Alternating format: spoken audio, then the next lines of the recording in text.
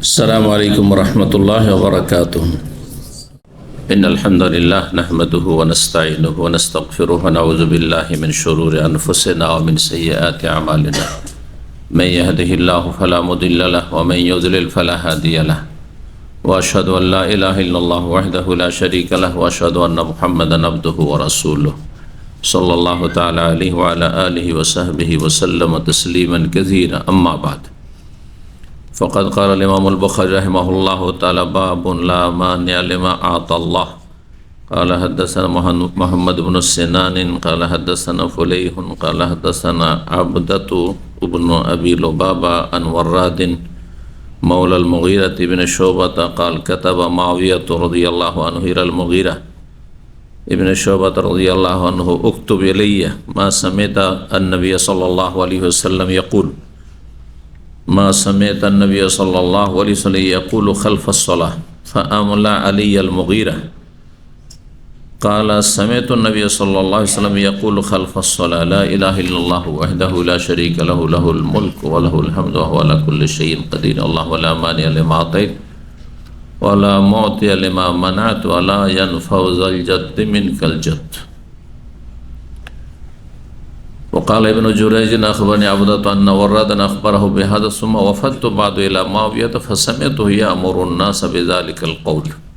সম্মানিত ভাতৃমণ্ডলী, আল্লাহ রাব্বুল আলামিনের প্রশংসা এবং প্রিয় নবী সাল্লাল্লাহু আলাইহি ওয়াসাল্লামের উপর সালাত ও সালামের পর আজ জুমাবার 5 জিলহজ 1447 হিজরি মোতাবেক 22 মে 2026 আমাদের ধারাবাহিক আলোচনা সহিহুল বুখারীর তকদিরের পর্ব নম্বর 4, আর এর মাধ্যমে এই ছোট্ট পর্ব তকদির সম্পর্কে, ভাগ্য সম্পর্কে আমরা শেষ করব। ইতিপূর্বে 3টি আলোচনা এই তকদিরের ওপর হয়েছে।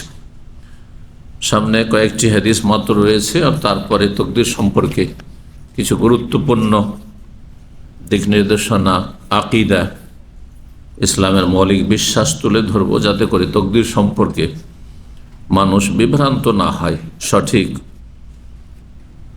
দিক নির্দেশনা পায় এবং যেটি আহলুস সুন্নাত ওয়াল জামাহ, কোরআন সুন্নাহর অনুসারী সাহাবায়ে কেরাম সালাফদের অনুসারীদের আকিদা, বিশ্বাস তকদির সম্পর্কে গুরুত্বপূর্ণ বিষয়, যার উপর সমস্ত ইবাদত বন্দেগীর কবুল হওয়া না হওয়া নির্ভরশীল, তা যেন ঠিক থাকে, মধ্যম পন্থা অবলম্বন করতে পারেন, প্রান্তিকতা থেকে, ডানে বামে যে গুমরাহি রয়েছে, শয়তানের রাস্তা রয়েছে আকীদা আমলের ক্ষেত্রে, সেগুলি থেকে বাঁচতে পারেন। আল্লাহ রাব্বুল আলামিন আমাদের সকলকে হেফাজত করুন।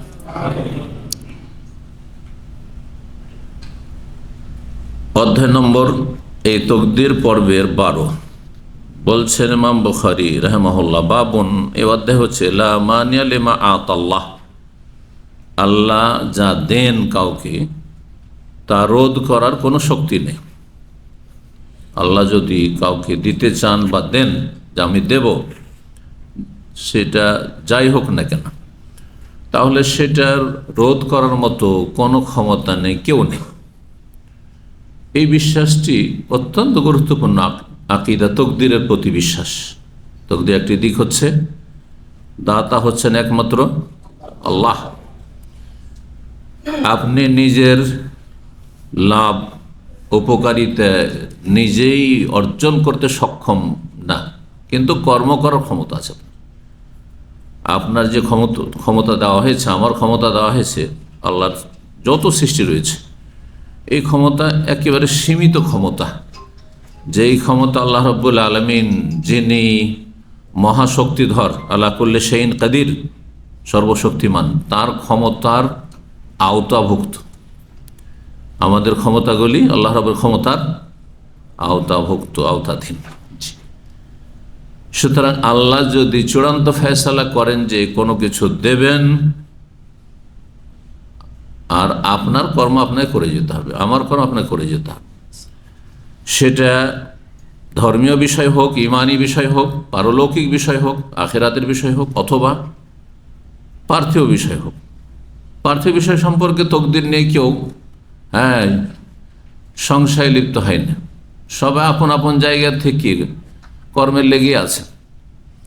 এত কঠোর পরিশ্রম করছেন মরিয়া হয়ে দুনিয়ার উন্নতির জন্য, যে যা কাউকে বলার কোনো প্রয়োজন নেই। যদি আপনার বাপ মা নিষেধ করে মায়া করে যে এত কঠিন পরিশ্রম করিও না, যা অল্প স্বল্প যা আসছে তাও থামবেন না। হ্যাঁ, আপনার শরীর স্বাস্থ্য ভেঙে পড়ছে, তারপরও পয়সার পিছনে, নেতৃত্বের পিছনে, দুনিয়ার স্বার্থের পিছনে, দুনিয়া অর্জনের জন্য মরিয়া হয়ে ছুটছেন। মরিয়ার বাঁচি, সুস্থ থাকে আর অসুস্থ হয়, ঘুমকে হারাম করে দিচ্ছেন। এই জন্য দুনিয়ার বিষয়গুলির ক্ষেত্রে, তকদিরের ক্ষেত্রে কোনো মুসলিম কিন্তু সংশয় তুলে ধরে না যে ভাগ্যে যদি না থাকে তো কর্ম করে লাভটা কি, রোজগার করে লাভটা কি, হ্যাঁ সুস্থ থাকার চেষ্টা করে লাভটা কি, তাই না? এসব কথা কে বলে? ভাগ্যে যদি থাকে তাহলে এমনিতে আসবে, আর ভাগ্যে না থাকলে চেষ্টা করেও আসবে না। তাহলে বিদেশে এসে লাভ, কেন প্রবাসে পড়ে আছে, কেন স্ত্রী বাল বাচ্চা ছেড়ে বিদেশে পড়ে আছে বলতে হয়েছে? বড় আপনার স্ত্রী নিষেধ করছে, আপনার ছেলে মেয়ে বড় হয়েছে তারা নিষেধ করছে, আপনার বাপ মা নিষেধ করছে, প্রিয়জন আপনজন সবাই নিষেধ করছে, না বিদেশ যেতে হবে না, যা ডাল ভাত খাবি এখানে থাক। তারপর কারো কথা শোনেন আপনি, তাই না? ক্ষমতার জন্য কত রিস্ক নিচ্ছেন, কখনো জেল হাজত, কখনো হয়তো ফাঁসির মঞ্চেও চড়তে হইতে পারে, কখনো কেউ মেরেও দিতে পারে। হ্যাঁ, তারপরও কিন্তু নেতৃত্বের লোভ সামলাতে পারছেন না। তো ওখানে তকদির কোথায় যায়? তকদিরে থাকলে এমনি চলে আসবে নেতৃত্ব। হ্যাঁ, এত রিস্ক নেওয়া দরকার নেই, বলেন না তো? কিন্তু যখন ধর্মীয় বিষয় আসে, হ্যাঁ স্থায়ী চিরস্থায়ী জগৎ আখিরাত, যেখানে জান্নাত জাহান্নামের প্রশ্ন, সেখানে তখন কর্মহীন হয়ে যান। তকদিরে থাকলে জান্নাত এমনি পেয়ে যাও, নামাজ না পড়ে দিন না করে পেয়ে যাও, পাপে ডুবে থাকলেও জান্নাত পেয়ে যাও। হ্যাঁ, আর যদি তকদিরে জাহান্নাম থাকে তো এত আপনার নামাজ রোজা করে লাভটা কি? এই কথাগুলি শয়তানের ওহী, মিন ওয়াহি শয়তান, শয়তানের কুমন্ত্রণা, শয়তানের ওহী হয়। শয়তানের ওহী মানুষকে জাহান্নামে নিয়ে যায়, আর ফেরেশতার ওহী জান্নাতে নিয়ে যায়। কথা বুঝতে পারছেন না? শয়তান ওহীর কথা আল্লাহ কোরআনে কারীমে ইরশাদ করে সূরা আনআমে, ওয়া ইন্নাশ শায়াতিনা লা ইউহুনা ইলা আউলিয়াইহিম, নিশ্চয় শয়তানরা তাদের বন্ধু, তাদের অনুগামী, তাদের অনুসারী, তাদের ভক্তদেরকে ওহী করে। শয়তান ওহী মানে ওয়াসওয়াসা, কুমন্ত্রণা দেয়, সংশয় সৃষ্টি করে যে এত নামাজ রোজা হজ যাকাত দান সাদকা আর এসব মোরারে এত ভালো কাজ করি, আর হারাম পাপ থেকে বেঁচে নিজেকে কত সংযত রেখে, আর হালাল পয়সা একেবারে সীমিত, হালালের রাস্তা সংকুচিত, তারপর হালালে সীমিত রেখে, আর চারিদিকে হারামের ছড়াছড়ি, রাতারাতি বড় লোক হয়ে যায়। এত সংযত থেকে লাভটা কি হবে যদি তকদিরে না থাকে? তো তকদিরে জান্নাতে না থাকে লাভ কি হবে? এইসব শয়তান শিখায়। সেখানে কর্মহীন করে দেয় না, কর্মহীনতা নেই। তকদিরের প্রতি ঈমান মানে কর্মহীনতা নাই। আপনার যতটা কর্ম করা সম্ভব কর্ম করবেন দিন দুনিয়ার ক্ষেত্রে, কিন্তু তকদির আছে এটাও আপনাকে বিশ্বাস করতে হবে। বোঝা গেছে না? জি। তো লা মানিয়া লিমা আতাল্লাহ, আমরা অনেক সময় বিভিন্ন পরিস্থিতির শিকার হয়ে, যারা বক্তব্য তারা বেশি বুঝছেন, হাড়ে হাড় টের পাচ্ছেন। বড় একটা আপনার সামনে, হ্যাঁ ওই রকম ভালো একটা সুযোগ সুবিধা এসেছিল, ধরেন আপনার হ্যাঁ অনেক টাকা পয়সা ইনকামের একটা সোর্স এসেছিল, বা বড় একটা মোটা অঙ্কের বেতনে চাকরি এসেছিল, 5,000 10,000 পাবেন, ভালো একজন কফিল পেয়ে গেছেন আপনি, হ্যাঁ কিচ্ছু নেবেন, হ্যাঁ যা পারবেন তাই করেন আপনি। আর তারপরে হঠাৎ করে কেউ আপনার বিরুদ্ধে কিছু করে দিল বা হইল না, ভেঙে পড়লেন আপনি। বড় আশা নিয়ে এসেছিলেন বিদেশে, আর আসার পরে কাজকর্ম কিছুই পেলেন না, আবার এক্সিটে চলে যেত, অবৈধ হয়ে গেল আস্তে আস্তে। কত স্বপ্ন নিয়ে এসেছেন 10-20 বছর থাকবো, আর কোটি কোটি রিয়াল টাকা নিয়ে আসবো, এক পয়সাও হলো না, বরং ঋণে ডুবে গেলেন, ভেঙে পড়ছেন। কারণ এই আকীদায় দুর্বলতা আছে।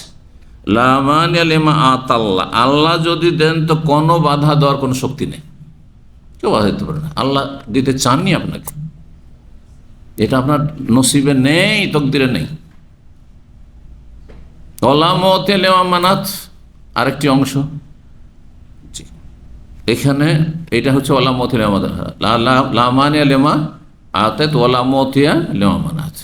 যদি আল্লাহ না দেন, লেওয়া মানাত, আল্লাহ যদি না দেন, এই যে পেলেন না আপনি, আপনি বড় আশা করেছিলেন, অনেক অনেক স্বপ্ন দেখেছিলেন, কিন্তু স্বপ্ন চুরমার হয়ে গেল, তখন ভেঙে পড়েন। কেন?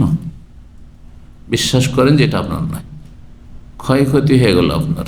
উফ, এই লোকটি যদি দুশ্মনী না করতো তেমনটা হইতো না। না, ঘটে যাওয়ার পরে এসব কথা বলবেন না। যতক্ষণ পর্যন্ত ক্ষয়ক্ষতি হয়ে যায়নি ততক্ষণ পর্যন্ত আপনি খুজু হিজ রকমের আমল করেন। কোরআনের ভাষায় আল্লাহ বলছেন সাবধান, সতর্ক, চলাফেরা করো, জীবনযাপন করো, হ্যাঁ, কাজকর্ম করো, সতর্ক হয়ে সাবধানে, অকল্যাণ না হয় যেন কল্যাণ পাও। কিন্তু যখন ঘটে যাবে একটা, হ্যাঁ, কোনো কিছু ক্ষয়ক্ষতি, তখন আর আক্ষেপ করা, যদি এই না ক্ষতি করতো তো আমি কিন্তু আজকে কোটিপতি হয়ে যেতাম, এটা মূর্খদের কথা, এটা তকদিরে বিশ্বাসীদের কথা নয়। যার ফলে মানুষ ভেঙে পড়ে, ক্ষয়ক্ষতি হলে ভেঙে পড়ে, হ্যাঁ, লাভ বড় আশা করছিল কিন্তু লস হয়ে গেল, ভেঙে পড়ে না। আর যা আপনাকে দেওয়া হয়েছে, যেটা দুনিয়া যদি আপনার ক্ষয়ক্ষতির চেষ্টা করে, তবু কোন ফাঁক দিয়ে আল্লাহ আপনাকে বের করে দিল। এবং কোরআনে কারিমে বেশ কিছু সত্য কাহিনী, ঘটনা এর বাস্তব প্রমাণ। দুনিয়ার বড় শক্তি মারতে চেয়েছে মুসা আলাইহিস সালামকে, কিন্তু তার ঘরে আল্লাহ তাকে লালন পালন করে নিয়েছেন, তার মাধ্যমে, তার খরচ। আর তার ধ্বংস হয়েছে, সেই ফেরাউন জালেম ধ্বংস হয়েছে তার মাধ্যমে। আবার ইউসুফ আলাইহিস সালামের ঘটনায় তাকে তার ভাইরা মেরে দিতে চেয়েছে, ধ্বংস করতে চেয়েছে, দূর করে দিতে চেয়েছে, কিন্তু কিভাবে, কোথা থেকে আল্লাহ নিয়ে গিয়ে এমন জায়গায় পৌঁছে দিলেন যেখানে গিয়ে তার দ্বারস্থ হয়ে গেল, মুখাপেক্ষী হয়ে গেল, তার সামনে গোলামের মতো হয়ে গেল তার ভাইরা, যারা দুশমন ছিল, হিংসুক ছিল। এই দোয়াটি প্রতিটি ফরজ সালাতের পরে পড়া সুন্নাত। কিসের জন্য? শুধু নেকির জন্য না, আপনার আকীদা আমলকে সুন্দর করার জন্য, আপনার বিশ্বাস, আপনার ঈমান, আপনার আকীদা, আপনার আল্লাহ ভীরুতা, আল্লাহর আস্থা ভরসা যেন শক্তিশালী হয়, আর আপনার মনোবল যেন ভেঙে না পড়ে। কোনো কিছু পেলাম না, একবার নার্ভাস হয়ে গেল, মনোবল ভেঙে পড়লো, এমনটা যেন না হয়। এই হচ্ছে ইমাম বুখারী রাহমাহুল্লাহর অধ্যায়, যেটি হাদিস থেকে নেওয়া হয়েছে, হাদিসের দোয়া থেকে, 6615 নম্বর হাদিস। হাদিস বর্ণনা করছেন ওয়াররাদ নামক ব্যক্তি, যিনি মাওলাল মুগীরা বিন শুবা, প্রখ্যাত সাহাবী একজন মুগীরা বিন শুবা রাদিয়াল্লাহু তাআলা আনহু ছিলেন। তার যিনি লেখক ছিলেন, কেরানি ছিলেন, ওয়াররাদকে কাতিব বলা, ক্লার্ক। মুগীরা বিন শুবা একজন গভর্নর, দায়িত্বশীল ছিলেন মুআবিয়া রাদিয়াল্লাহু তাআলা আনহুর জামানে, যখন তিনি খলিফা ছিলেন মুআবিয়া রাদিয়াল্লাহু সেই জামানে। বলছেন কাতাবা মুআবিয়া, তো মুআবিয়া, আমির মুআবিয়া রাদিয়াল্লাহু তাআলা আনহু সাহাবী, মুআবিয়া বিন আবি সুফিয়ান সাহাবী, ইবনে সাহাবী, তিনিও সাহাবী এবং তার পিতাও সাহাবী। সুতরাং তার যদি কেউ মানহানি করে সে গোমরাহ পথভ্রষ্ট। মুআবিয়া রাদিয়াল্লাহু তাআলা আনহু তিনি লিখে পাঠালেন, তাকে, তার একজন উপদেষ্টা, গভর্নর, কোন অঞ্চলে দায়িত্বশীল মুগীরা বিন শুবাকে। মুগীরা বিন শুবা তিনি হাদিস সম্পর্কে ভালো জ্ঞান রাখতেন, সাহাবী। মুআবিয়া রাদিয়াল্লাহু তাআলা আনহু তার কাছ থেকে কিছু জানতে চাইলেন দিন সম্পর্কে। তাহলে তখনকার শাসকরা দিনের অনেক গুরুত্ব দিতেন, হ্যাঁ, দিন জানার গুরুত্ব দিতেন, দিনের প্রতি আমল করার গুরুত্ব দিতেন, এবং দিনের কথা প্রচার প্রসার হোক আর দেশের মানুষ দিনের ওপর সুন্নত আমল করুক, এর জন্য তাদের চিন্তা ছিল। এটা প্রতিটি শাসকের হওয়া উচিত, মুসলিম শাসকের। নামে মাত্র মুসলিম শাসক দিয়ে কিছুই হবে না, যা দেখতে পাচ্ছেন। মুগীরা বিন শুবাকে লিখে পাঠালেন মুআবিয়া রাদিয়াল্লাহু তাআলা আনহু তার খেলাফত আমল, উকতুব ইলাইয়া, আমাকে লিখে পাঠাও তুমি, মা সামিআতান নবী সাল্লাল্লাহু আলাইহি ওয়াসাল্লাম, এমন কোন হাদিস যা তুমি শুনেছ নবী সাল্লাল্লাহু আলাইহি ওয়াসাল্লাম থেকে স্বয়ং, ইয়াকুলু খালফাস সালাত, যেই হাদিসের দোয়াটি সালাতের পরে, ফরজ সালাতের পরে, বিশেষ করে ফরজ সালাতের পরে নবী সাল্লাল্লাহু আলাইহি ওয়াসাল্লাম পাঠ করতেন, তুমি শুনেছ, এমন কোন যদি দোয়া থাকে, জিকির থাকে, আমাকে লিখে পড়াও। ফাআমলা আলাইয়াল মুগীরা, তখন মুগীরা বিন শুবা আমাকে লিখতে বললেন, লিখালেন। এমলা করা মানে নিজে লিখা নাই, কাউকে বলছেন আর লিখছে, আপনার কেরানি লিখছে আর আপনি বলছেন। যেমন আদালতে যদি গিয়ে থাকেন সৌদি আরবে, তো যারা এখানে কাজী, মানে আমাদের দেশের কাজী তো আবার সীমিত, দেশের মানুষের কাজী মানে কি বুঝে? বিয়ে পড়ানো, তালাক করানো, আর জমি জায়গার ভাগ বন্টন, মানে মুসলিম পার্সোনাল্লাহ যেটাকে বলা হয় ভারতের ভাষায়, মুসলিমদের পার্সোনাল্লাহ সম্পর্কে। না, কাজী মানে হচ্ছে জজ, কাজী মানে হচ্ছে হাকিম। আগের যুগে মোগল আমল কি বলতো? হাকিম। এই কথাটা কিন্তু আমাদের দেশে আছে না নেই? হাকিম আরবি শব্দ। এখনো জজকে, বিচারপতি কি বলে? হাকিম বলে। আচ্ছা, তারপরে অ্যাডভোকেটকে, লয়ারকে ওকিল, ওকিলকে আমরা একটু বিকৃত করে উকিল বলি, কিন্তু ওকিল শব্দটি আল্লাহু আলা মা নাকুল ওকিল কোরআনে আছে। ওকিল মানে কর্মবিধায়ক। আপনি কাজটা সারতে পারছেন না, আপনি কাউকে দায়িত্ব দিয়ে ন্যস্ত করেছেন, আমার কাজগুলো আপনি সেরে দেবেন, আমি এত কেসে জেরা করতে পারবো না, হ্যাঁ আমার সাহস নেই কথা বলার, হ্যাঁ হাকিমের সামনে, জজের সামনে আপনি কথা বলেন আমার পক্ষ থেকে, উকিল। ঠিক। কফিল ব্যস্ত, আপনার অনেকের কফিলের ওকিল আছে না নেই? বা কফিল মহিলা, অনেকের মহিলা কফিল আছে, ওকে আর যাবে অফিস টফিসে, তোর স্বামীকে ওকিল না ভাইকে ওকিল বানিয়ে রেখেছে, ওকিল, কফিলের উকিল, মানে ওই কাজগুলি সারার জন্য অফিসিয়াল। জি। তো আমাকে লিখালেন মুগীরা, মানে মুগীরা বিন শুবা রাদিয়াল্লাহু তাআলা বললেন, এই ওয়াররাদকে যে তুমি লিখো। জি। কাল সামিআতু নবী সাল্লাল্লাহু আলাইহি ওয়াসাল্লাম ইয়াকুল খালফাস সালাত, আমি নবী সাল্লাল্লাহু আলাইহি ওয়াসাল্লামকে বলতে শুনেছি সালাতের পরে। অন্য রিওয়ায়াতে রয়েছে ওয়াররাদ কাতিবুল মুগীরা, এখানে রয়েছে মাওলাল মুগীরা। মুগীরা বিন শুবার স্বাধীনকৃত গোলামও ছিলেন এবং তিনি কেরানিও ছিলেন। তো যাই হোক, সালাতের পরে নবী সাল্লাল্লাহু আলাইহি ওয়াসাল্লামকে বলতে শুনেছি লা ইলাহা ইল্লাল্লাহু ওয়াহদাহু লা শারীকা লাহু। এখানে সংক্ষেপ করে দেওয়া হয়েছে, কিন্তু অন্য রিওয়ায়াতে পূর্ণ দোয়াটি বা কালিমাটি রয়েছে, বাক্য তাওহীদের কালিমা, লা ইলাহা ইল্লাল্লাহু ওয়াহদাহু লা শারীকা লাহু লাহুল মুলকু ওয়া লাহুল হামদু ওয়া হুয়া আলা কুল্লি শাইইন কাদির, ওয়া আলা কুল্লি শাইইন কাদির। এটি হচ্ছে ফরজ সালাতের পরে। আর মাগরিব আর ফজরের পরে 10 বার করে পড়ে, সেখানে ইহি অয়মিত রয়েছে, যেটা 10 বার পড়বে, লা ইলাহা ইল্লাল্লাহু ওয়াহদাহু লা শারীকা লাহু লাহুল মুলকু ওয়া লাহুল হামদু ইহি অয়মিত ওয়া হুয়া আলা কুল্লি শাইইন কাদির।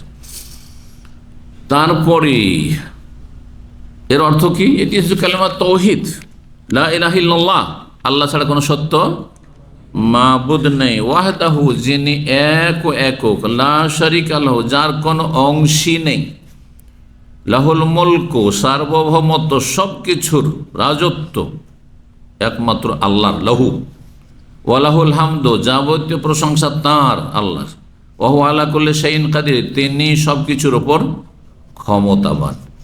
আল্লাহুম্মা হে আল্লাহ, লা মানিয়া লিমা আতাইত তুমি যা প্রদান করো তা রোধ করার কেউ নেই, ওলা মতিয়া আর কোনো দাতা নেই, হ্যাঁ দেনেওয়ালা কোনো শক্তি নেই, লেমা মানাতে এমন কিছু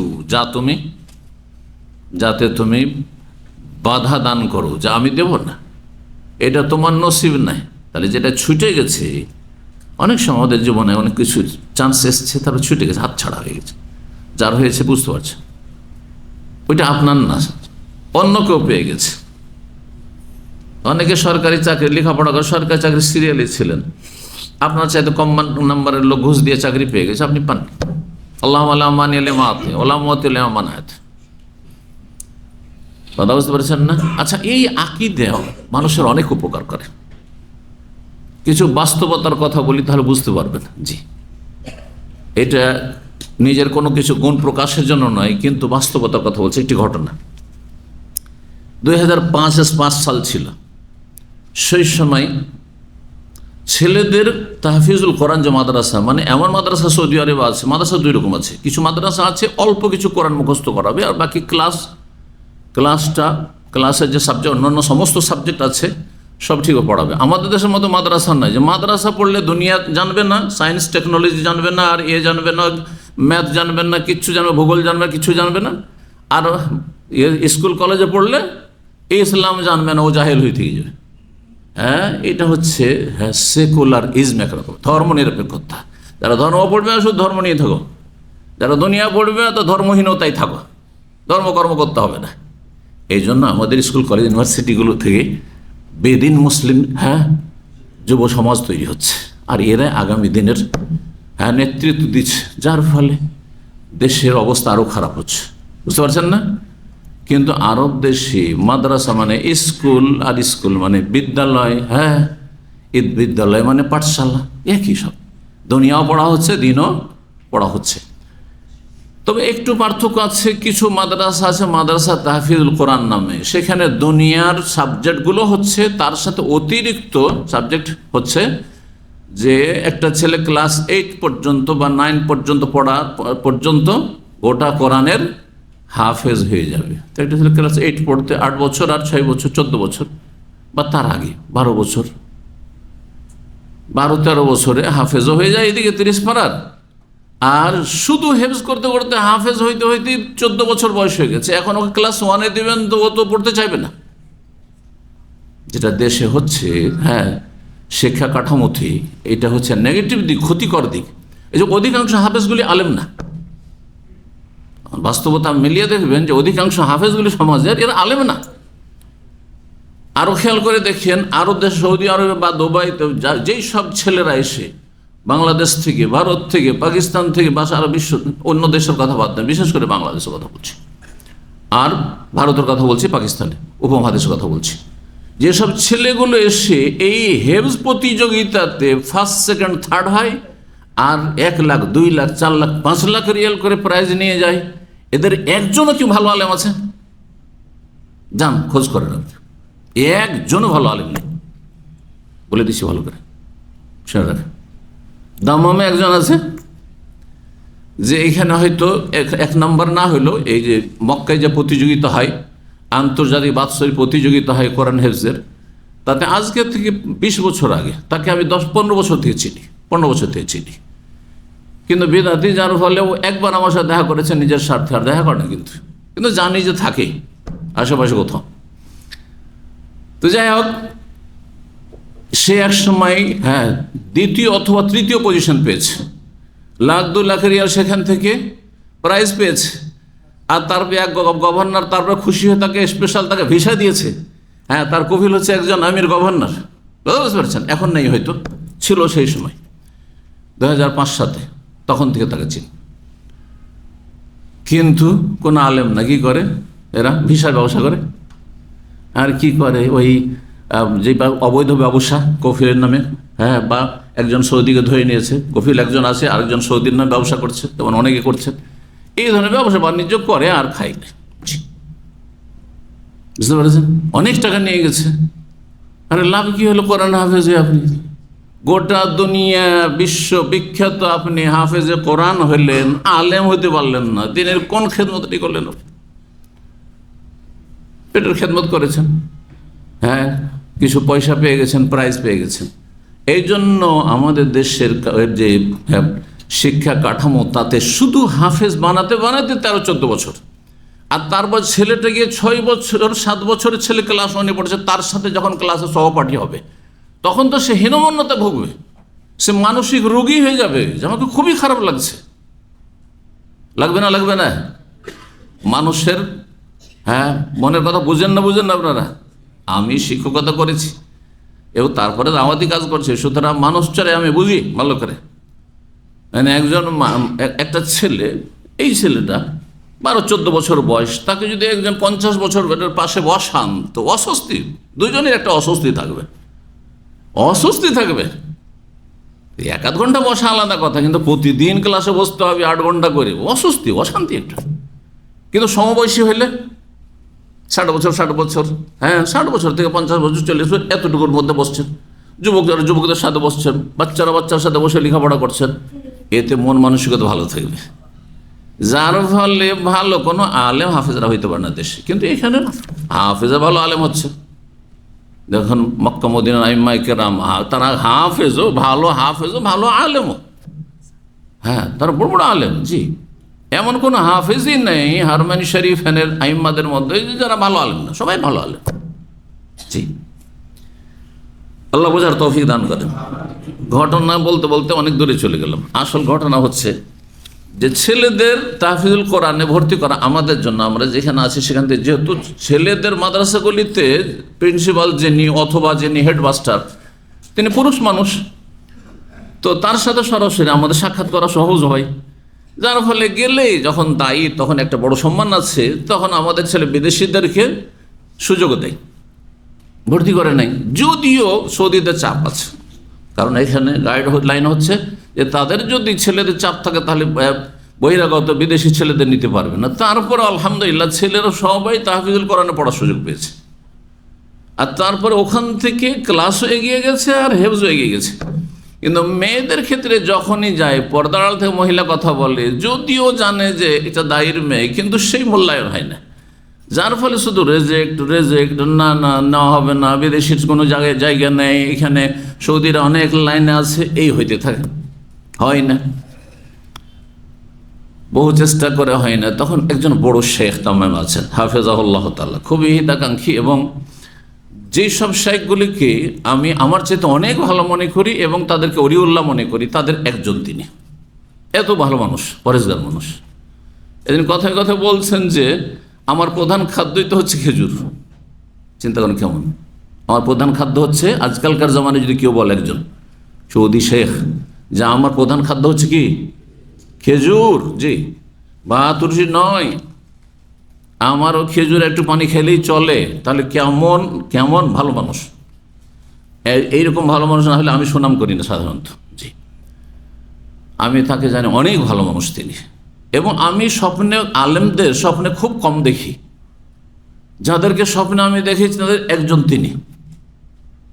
স্বপ্নে দেখেছি আমি, খুব ভালো অবস্থায় স্বপ্নে দেখেছি তাকে, বুঝতে পারছেন না?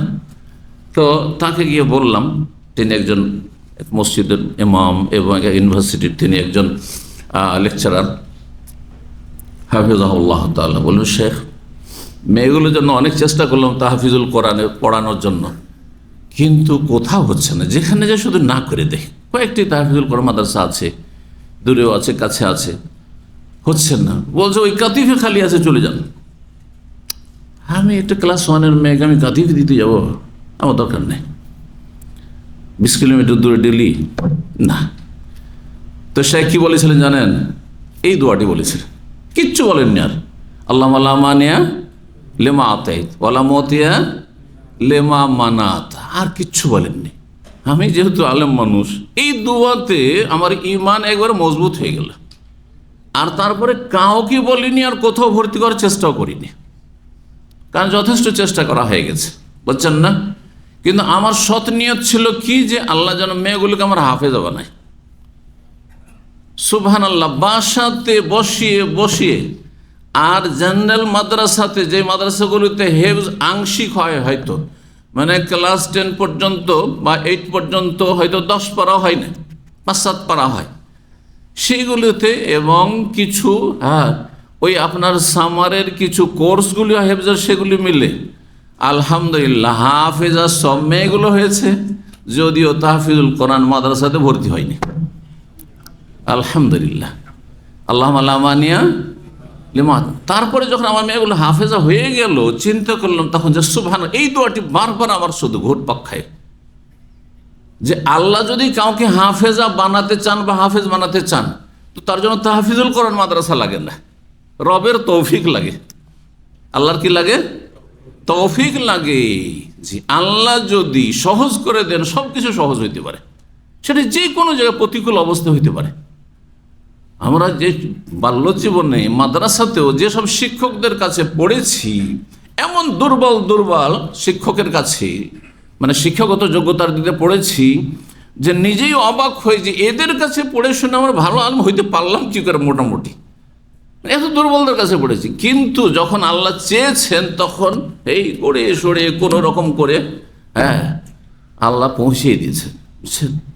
আমি যে ছোটোকালে যে খুব বড় বড় আলেমের কাছে বা ভালো আলেমের কাছে পড়েছি তার না, ভুলভাল পড়েছেন, পরে বুঝতে পারছি যে এগুলো ভুল পড়েছে আমাদের, বুঝতে পারছেন। তো আল্লাহ যখন চাইবেন তখন সহজ হয়ে যাবে, আল্লাহর কাছে চাইতে হবে।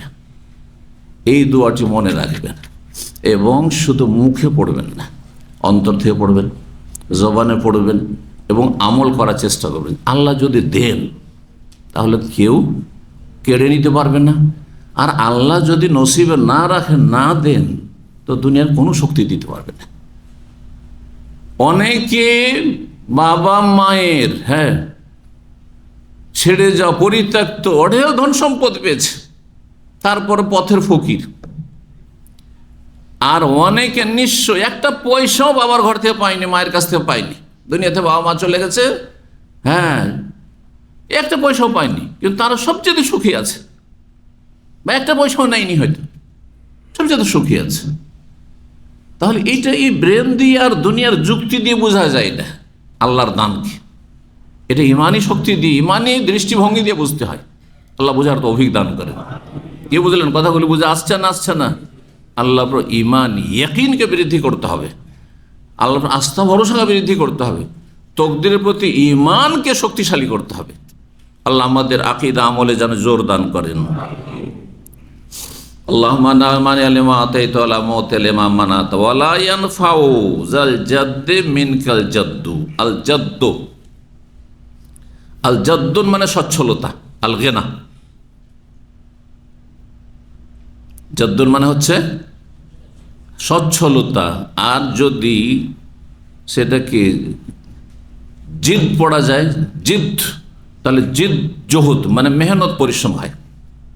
মান জাদ্দা ওয়াজাদা, যে মেহনত পরিশ্রম করবে সে পাবে, আরবি প্রবাদ রয়েছে, বোঝা গেছে না?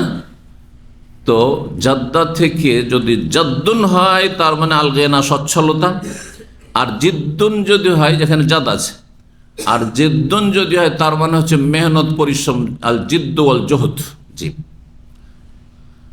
তো ওয়ালায়ন ফৌজাল জাদ্দে, জাল জাদে যা মানে ওয়ালা বিশিষ্ট, তার মানে সচ্ছল, সচ্ছল ব্যক্তি। ওয়ালায়ন ফাউজ জাল জাদ্দে, সচ্ছল ব্যক্তিকে উপকার করতে পারে না বা সচ্ছল ব্যক্তির কাজে আসতে পারে না। মিনকা, হে আল্লাহ তোমার পক্ষ থেকে, আল জাদ্দ তার সচ্ছলতা, অর্থাৎ কেউ অভাব মুক্ত, কোনো অভাব নাই, সচ্ছল। আর আল্লাহ যদি না চান তার এই সচ্ছলতা তার কাজে আসে, তো এটা কোনো কাজে আসবে না। একটু আগেই বললাম অনেক ধন সম্পদ বাবার পেয়েছিলেন কিন্তু কিছুই রক্ষা করতে পারেননি, অনেকে আছেন। আমার ওসিলাতে একজন ভাই সৌদি আরবে এসেছিল, যেই জামানায়, যে জামানায় ওই 90 থেকে নিয়ে 95, ওই সময়ের কথা বলছি, 90 থেকে 95, 1990 থেকে 95, ওই সময় ফ্রিতে ভিসা, অনেক ভালো মানুষ সৌদিরা ছিল। পয়সার কথা জানতো না, এই যে পয়সা দিয়ে ভিসা কিনতে হয়, আপনাদের মতো লোকেরা, আমাদের মতো লোকেরা শিখিয়েছে। আল কাসিমে আমাকে এসে ধরতো যে আমাকে 5টা আমেল এনে দিতে হবে, বুঝে আমার কাছে একটা এইরকম ভিসা আছে দিতে হবে, এই শিশু বলতে থাকে, এই মাজরার ভিসা আছে, তো এই হাউসটার ভিসা আছে, এই ভিসা আছে দিতে হবে। আর ওই দিকে এক ভাই, বাপের এক ছেলে মাত্র, বাবার এক ছেলে, অনেক আম বাগান তার, আর তারপরে অনেক জমি জায়গা বাবার সব সেই পেয়েছে। বোনদেরকে তো আমাদের সামান্য দেয় নাম কেউ আসতে, কিয়ামতে বুঝবে যারা এই কাজ করে। তো যাই হোক, সব কিছুই পেয়েছে, কিন্তু কলেজে লেখাপড়া করার পরে বড় লোকি করে খেয়ে খেয়ে জীবনে কোনোদিন কাজ করেনি, শুধু জমি বিক্রি করে খায়, জমি বিক্রি করে খায়, জমি শেষ যখন বিক্রি করে তখন আম বাগান বিক্রি করে আর খায়, আম বাগান বিক্রি করে, সবাই নিষেধ করে, আম বাগান বিক্রি করে খায়। আর তারপরে সব কিছু বিক্রি করে যখন শুধু ভিটে মাটি বাকি, তখন অসহায় হয়ে পড়ল, পাগলের মতো হয়ে গেল। তার পরিবারের লোকেরা খুব খাতির মানুষের সেখানে শিক্ষকতা করেন, এমন আমাকে ধরুন না ছড়ে যে কোনো একটা ব্যবস্থা করেন। আমি তখন সৌদি আরব চলে এসেছি, সৌদি আরব আসার আগে তাদের ওখানে শিক্ষকতা করেছিলাম। কোনো একটা ব্যবস্থা করেন তার জন্য, না হলে ও বেকার হয়ে গেল, কিছুই নেই ওর, সব বিক্রি করেছে, কখন ভিটে মাটি বিক্রি করে দেবে। দেখছি ভিসা পাওয়া যাচ্ছে, চলো এর একটু উপকার হয়ে যায়। আলহামদুলিল্লাহ, যা কিছু হারিয়েছিল তা আবার ফিরিয়ে দেশে গিয়ে কিছু জমি জায়গা করেছে, আমবাগান করেছে, মোটামুটি ভালোই চলছে আলহামদুলিল্লাহ। বুঝতে পারছেন না? মানুষের উপকার করার চেষ্টা করবেন। আমি একটা কথা সবসময় আমার সাথী বন্ধু আশেপাশে যারা কাজকর্ম করে বা নতুন আসে, আমি পুরাতন, নতুনরা অনেক সময় ভয় পায়, পুরাতন লোকে ভয় পায় না? আপনি পুরাতন কোম্পানিতে চাকরি করছেন আর যদি নতুন আসে সবসময় আপনাকে ভয় পাবে, কি জানি যদি ক্ষতি করে দেয়, কি জানি যদি মোদিরকে বলে দেয়, কি জানি যদি আমাকে এখানে তাড়িয়ে দেয়।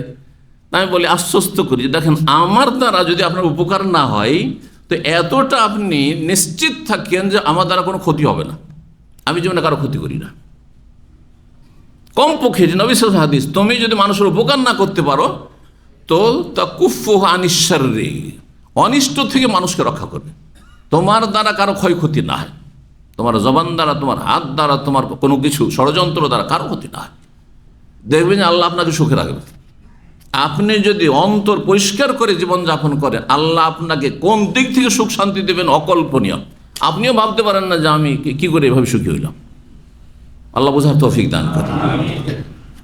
তো হাদিসটি অত্যন্ত গুরুত্বপূর্ণ দোয়া।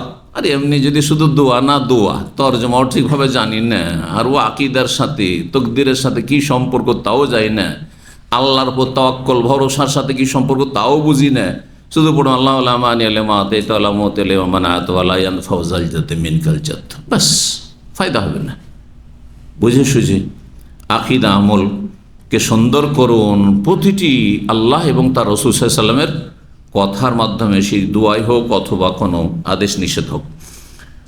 তারপরে বলছে আন্না ওয়াররাদান আখবার হবে হাজা, ওয়াররাদ তার ছাত্র আবদাকে এই ঘটনাটি বলেছেন, মানে এই যে দুয়াটি লিখে পাঠালেন কে, মুগীরা বিন শুবা মুআবিয়া রাদিয়াল্লাহু খলিফাকে, সুম্মা আফাতু বাদু ইলা মুআবিয়া, বলছেন যে তারপরে আমি মুআবিয়া রাদিয়াল্লাহু তাআলার কাছে গিয়েছিলাম, ফাসামিতুহু, সেখানে গিয়ে মুআবিয়া রাদিয়াল্লাহু তাআলা তার আগে এই দোয়াটি জানতেন না।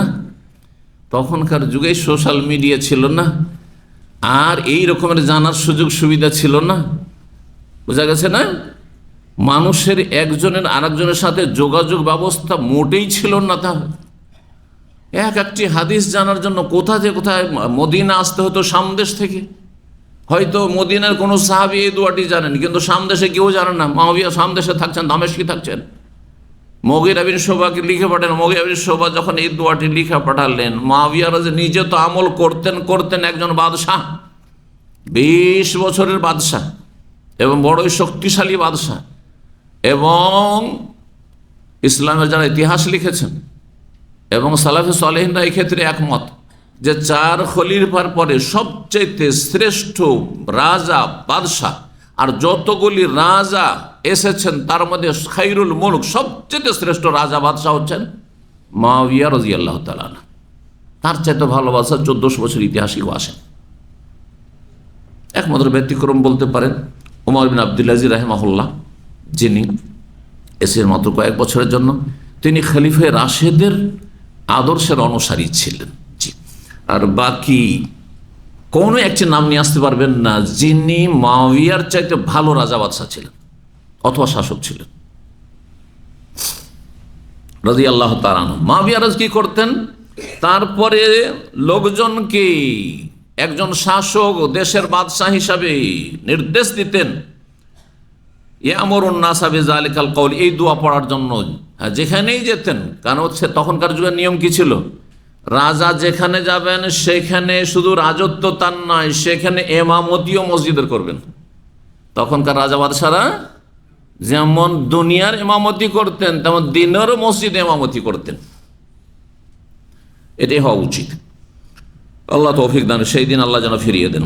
13 নম্বর অধ্যায় বলছেন বাবু মান তাআওয়াযা বিল্লাহ মিন দারাকিশ শাকাই ওয়া সুইল কাদাই। এই অধ্যায় হচ্ছে এমন ব্যক্তি সম্পর্কে যেই ব্যক্তি আল্লাহর কাছে আশ্রয় গ্রহণ করে মিন দারাকি শাকায়ে, মন্দ পরিণতি।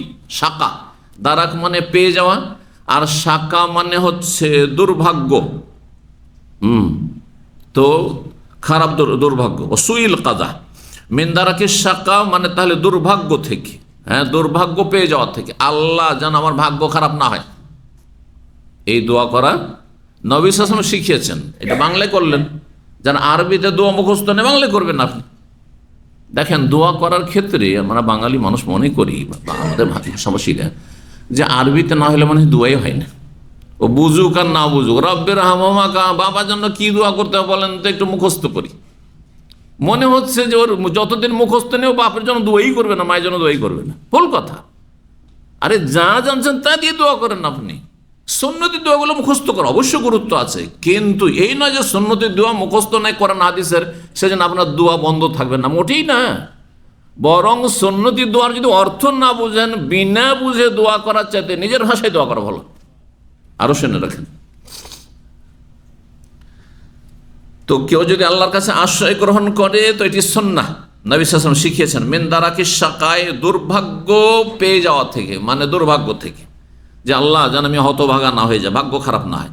অসুইল কাজায়ে, সু মানে মন্দ, আর কাজা মানে হচ্ছে পরিণতি, আল্লাহর ফয়সালা। মন্দ পরিণতি থেকে আশ্রয় কামনা করা। জি, সূরা ফালাকে আল্লাহ রাব্বুল আলামিন শিখিয়েছেন, কুল আউযু বিরাব্বিল ফালাক মিন শাররি মা খালাক, সমস্ত সৃষ্টির অনিষ্ট থেকে, যেন কারো মাধ্যমে আর পরিণতি খারাপ না হয়, ভাগ্য খারাপ না হয়। মিন শাররি মা খালাক ওয়া মিন শাররি গাসিকিন ইযা ওয়াকাব, যখন সন্ধ্যা হয়ে যায়, অন্ধকার, অন্ধকার হলে দুশ্মন বেড়ে যায়, মানুষের ঝুঁকি বেড়ে যায় জীবনের। সাপ বিচ্ছুর ভয়, জিন শয়তানের ভয়, মানুষ শয়তানের ভয়, চোর ডাকাতের ভয়, খুনিরও ভয়, কত কত রকম ভয়। অমিন শাররি নাফাসাতি ফিল উকাদ, আর যারা জাদু করে থাকে, আর মহিলারা বেশি জাদু করে, সেই জন্য এখানে স্ত্রীলিঙ্গ বলা হয়েছে, জাদুর অনিষ্ট থেকে। অমিন শাররি, তারপরে হাসিদিন, অমিন শাররি নাফাসাতি ফিল উকাদ অমিন শাররি হাসিদিন ইযা হাসাদ, এবং হিংসুকের যখন যখন হিংসা করে, আল্লাহ তার অনিষ্ট থেকে রক্ষা করিও। হিংসুক হিংসা করে ক্ষতি করতে পারে, অনেক সময় বাস্তবে ক্ষতি না করলে তার চোখ ক্ষতি করে হিংসার কারণে। নতুন গাড়ি দেখেছে আপনার, অথবা আপনার একটা ছেলে খুব সুন্দর দেখেছে, স্মার্ট দেখেছে, অথবা আপনার টাকা পয়সা জেনেছে যে ভালো একটা স্যালারি আর খুব পয়সাওয়ালা, উফ উফ দিল আপনাকে আর বদনজর লাগিয়ে ওর হিংসাতে, মাশাআল্লাহ বলার তৌফিক হলো না, হতভাগা, আপনার ক্ষতি করে ফেলল। ভিতরে হিংসা, আর চোখেও হিংসা, আর অনেক সময় অনিচ্ছাকৃত বদনজর লেগে যায়। সেই জন্য আপনার যে মূল্যবান জিনিসগুলো লুকিয়ে রাখতে হয়। সুন্দর স্ত্রীকে নিয়ে বাইরে চেহারা কিনে ঘুরে বেড়াচ্ছেন, তাদের স্ত্রীরা বেশি অসুস্থ হয়। দেখেন আজকালকার মহিলা, বেহায়া বেপর্দা মহিলাগুলি সবচেয়ে বেশি রোগী, সবচেয়ে বেশি রোগী এরা।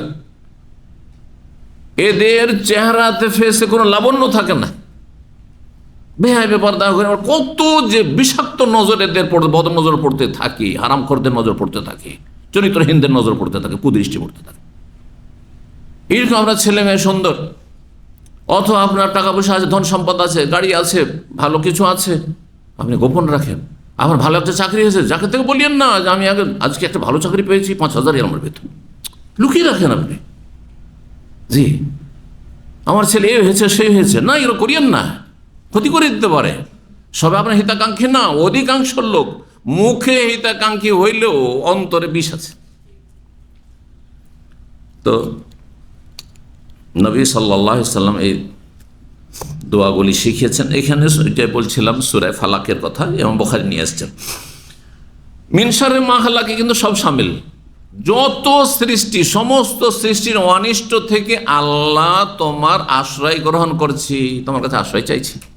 মিন শাররি মা খালাক, সমস্ত সৃষ্টি। সূরা ফালাক অত্যন্ত গুরুত্বপূর্ণ এই জন্য, আল্লাহর কাছে আশ্রয় কামনার জন্য। 6616 নম্বর হাদিস বর্ণনা করেছেন আবু হুরায়রা রাদিয়াল্লাহু তাআলা, তিনি বলেন নবী সাল্লাল্লাহু আলাইহি ওয়াসাল্লাম বলেছেন, তাওয়াজু বিল্লাহ, আল্লাহর কাছে আশ্রয় গ্রহণ করো, মিন জাহাদিল বালাই, জাহাদিল বালাই, জাহাদুন মানে কষ্ট হয়, মাশাক্কা। হ্যাঁ, জাহাদুন মানে কি বললাম, জিদ্দ জাহাদ বললাম। মিন জাহাদিল বালাই মানে বালা মুসিবতের কষ্ট, বিপদ আপদের কষ্ট থেকে আশ্রয় কামনা করছি, যেন কোনো বিপদ আপদ এমন না আসে বড় কষ্টকর হয়ে যায়। ওয়াদারাকে শাকাই, আর দুর্ভাগ্য থেকে, ওয়াসুইল কাজায়ে, আর মন্দ পরিণতি থেকে আশ্রয় কামনা করছি, ওয়াসামাতাতিল আদা, আর শত্রুর হাসাহাসি থেকে, দুশ্মন হাসা থেকে। দুশ্মন হাসা বুঝেন না, বুঝেন না? হ্যাঁ, অনেক দুশ্মন পাড়া প্রতিবেশী আছে, যদি শোনে, হ্যাঁ ধরেন আপনার বাবা বা আপনার গ্রামের লোক কীভাবে জেনে গেছে যে আপনার এক্সিট লেগেছে, বাট আপনি জেলে চলে গেছেন সৌদি, আল্লাহ না করে এরকম হয়, ওখানেও হাসছো, ভালো হয়েছে, ভালো হয়েছে, হ্যাঁ ঠিক না, কাজ হয়েছে। ক্ষতি হলে খুব খুশি, আল্লাহ হেফাজত করো, দুশমন হাসার সুযোগ দিও না। যদি আপনার তালাক হয়ে যায়, আপনার ছেলে বিয়ে করে তালাক হয়ে যায়, আপনার মেয়ে বিয়ে দিয়েছেন তালাক হয়ে যায়, শুনতে পেয়েছে, হয়েছে, ভালো হয়েছে, ভালো হয়েছে, জি। আল্লাহ এরকম সুযোগ দিও না কাউকে, কোন হিংসুককে, শত্রুকে এরকম সুযোগ দেন না, শত্রু হাসার সুযোগ আল্লাহ দিও না। দোয়া করলে আল্লাহ কবুল করবেন অবশ্য, জি, এই দোয়াগুলি করবেন। আল্লাহ আউযু বিকা মিন জাহাদিল বালায়ে ওয়া দারাকিশ শাকায়ে ওয়া সুইল কাযায়ে ওয়া শামাতাতিল আদা। 14 নম্বর অধ্যায়, বাবুন, অধ্যায় হচ্ছে ইয়াহুলু বাইনাল মারই ওয়া কলবিহি। কোরআনের সূরা আনফাল আয়াত নম্বর 24 থেকে ইমাম বুখারী রাহিমাহুল্লাহ এই অধ্যায়টি নিয়েছেন। কি রয়েছে সেই আয়াতে, ওয়ালামু, তোমরা জেনে রাখো, আন্নাল্লাহ ইয়াহুলু বাইনাল মারই ওয়া কলবিহি, যে আল্লাহ রব্বুল আলামিন প্রতিরোধক হয়ে থাকেন বা প্রতিবন্ধক হয়ে থাকেন, এটা বলে প্রতিবন্ধক। আল্লাহ রব্বুল প্রতিবন্ধক হয়ে থাকেন বা হয়ে যান মানুষ এবং তার অন্তরের মাঝে। এই জন্য অন্তর একই অবস্থায় থাকে না, অন্তর একই অবস্থায় থাকে না। কখনো অন্তর এমন আল্লাহমুখী হয়ে যায়, এমন জান্নাতমুখী হয়ে যায় যে সবসময় নেকির কাজ ভালো লাগে, দুনিয়ার কিছুই ভালো লাগে না।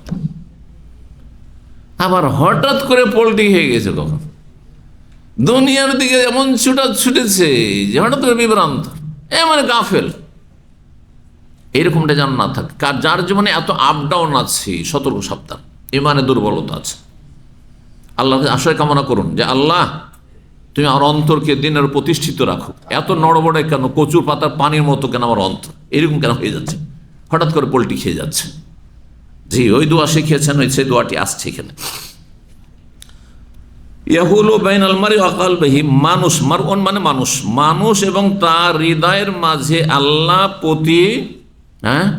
বন্ধক হয়ে যান।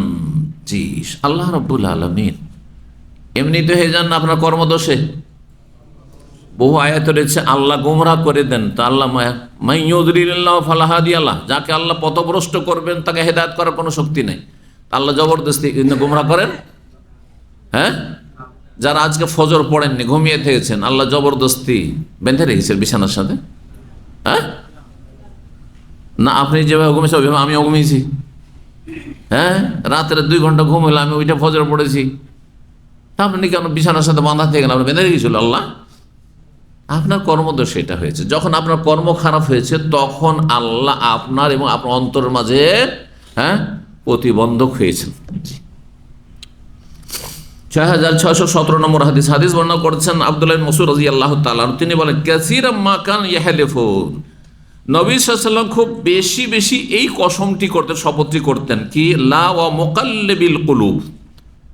লা এটা তাকিদের জন্য, এর কোনো অর্থ হয় না। লা ওয়াল্লাহি বা লা ওয়াল্লাহি বা লা ওয়া মুকাল্লিবিল কুলুব মানে আমি অন্তরের আবর্তন বিবর্তনকারী আল্লাহর শপথ করছি, যিনি অন্তরকে পরিবর্তন করে থাকেন, অন্তর একই অবস্থায় থাকে না। জি, আরেকটি দোয়া রয়েছে, সেই দোয়াটি এখানে নেই, অন্য হাদিসে রয়েছে, সেই হাদিসটি মা আয়েশা রাদিয়াল্লাহু তাআলা বর্ণনা করেছেন, নবী সাল্লাল্লাহু আলাইহি ওয়াসাল্লাম এই দোয়াটি খুব বেশি বেশি করতেন। আল্লাহ মুকাল্লিবাল কুলুব সাব্বিত কলবি আলা দীনিক, আল্লাহ মুকাল্লিবাল কুলুব, হে অন্তরের আবর্তন বিবর্তনকারী, সাব্বেত কালবি, আমার হৃদয়কে সুদৃঢ় রাখো, সুপ্রতিষ্ঠিত রাখো, আলা দিনে, তোমার দিন ইসলামের ওপর, ইমানের ওপর। আল্লাহ মজবুত করে রাখো, অটল করে রাখো, যাতে নড়বড়ে না হয়ে যায়। আজকে ভালো আছে, কালকে খারাপ না হয়ে যায়, বেদিন না হয়ে যায়। একসময় খুব ভালো ছিলাম, একসময় সবসময় কোরআন পড়তাম, একসময় ইবাদতবন্দি করতাম, একসময় দিন শিখতাম, এখন অনেক দূরে চলে গেছি, এমনটা না হয়।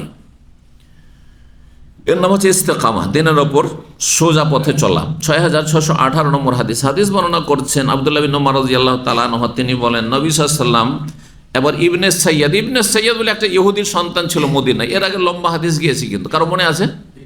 মদিনার একটা ঘটনা, যার সম্পর্কে অনেকের সে যুগে কল্পনা জল্পনা ধারণা ছিল যে এটাই হয়তো দাজ্জাল, এটা হয়তো দাজ্জাল। নবী সাল্লাল্লাহু আলাইহি ওয়াসাল্লাম প্রথম দিকে সন্দিহান ছিলেন, তারপরে যখন জানিয়ে দেওয়া হলো ওহী করে, তখন নবী সাল্লাল্লাহু আলাইহি ওয়াসাল্লাম জেনেছিলেন যে এটা দাজ্জাল নয়। তবে সেই বড় বড় কানা দাজ্জাল না হলেও অনেক দাজ্জাল যে কিয়ামত পর্যন্ত আসবে, তার একজন দাজ্জাল এই ইহুদির এই সন্তান ছিল।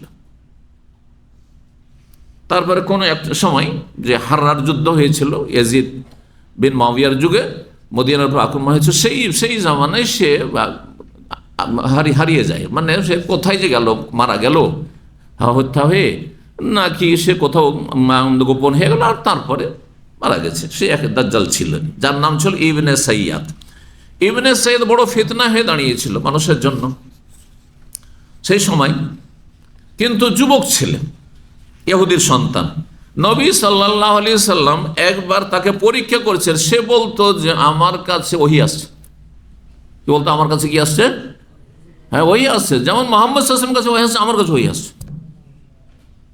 তো তোমার কাছে ওহী আসছে, তাহলে তো তুমি গায়েবের খবর জানতে পারবে, জিবরাইল তোমাকে জানিয়ে দিবে। তাহলে তো ঠিক আছে, তোমাকে পরীক্ষা করছি। ওই কথাটি এখানে আছে, খাবাতুলাকা খাবিয়ান, তোমার উদ্দেশ্যে আমি মনে একটি কথাকে লুকিয়ে রাখলাম। মানে মনে মনে একটা কথা এখন চিন্তা করলাম। অনেক কথা মনে চিন্তা করি না?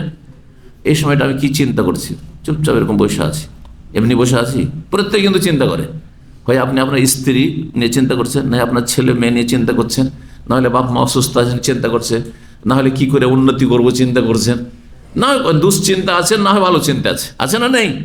কোন একটা ভাবছেন এক কথায়, কিন্তু কেউ টের পায় না আশেপাশের লোক। আল্লাহ জানছেন যে আপনার মনে এখন কি ঘুরপাক খাচ্ছে। শুধু তাই নয়, বরং হাদিস আছে নবী সাল্লাল্লাহু আলাইহি ওয়াসাল্লাম সেটা মনে ধারণ করার সাথে জবানে আস্তে করে বলেছিলেন। হ্যাঁ, উচ্চ স্বরে নয়, শুনিয়ে নয়, বরং নবী সাল্লাল্লাহু আলাইহি ওয়াসাল্লাম আস্তে করে বলেছিলেন। সূরা দুখানের একটি আয়াত, ইয়াউমা তাতিস সামাউ বিদুখানিম মুবিন।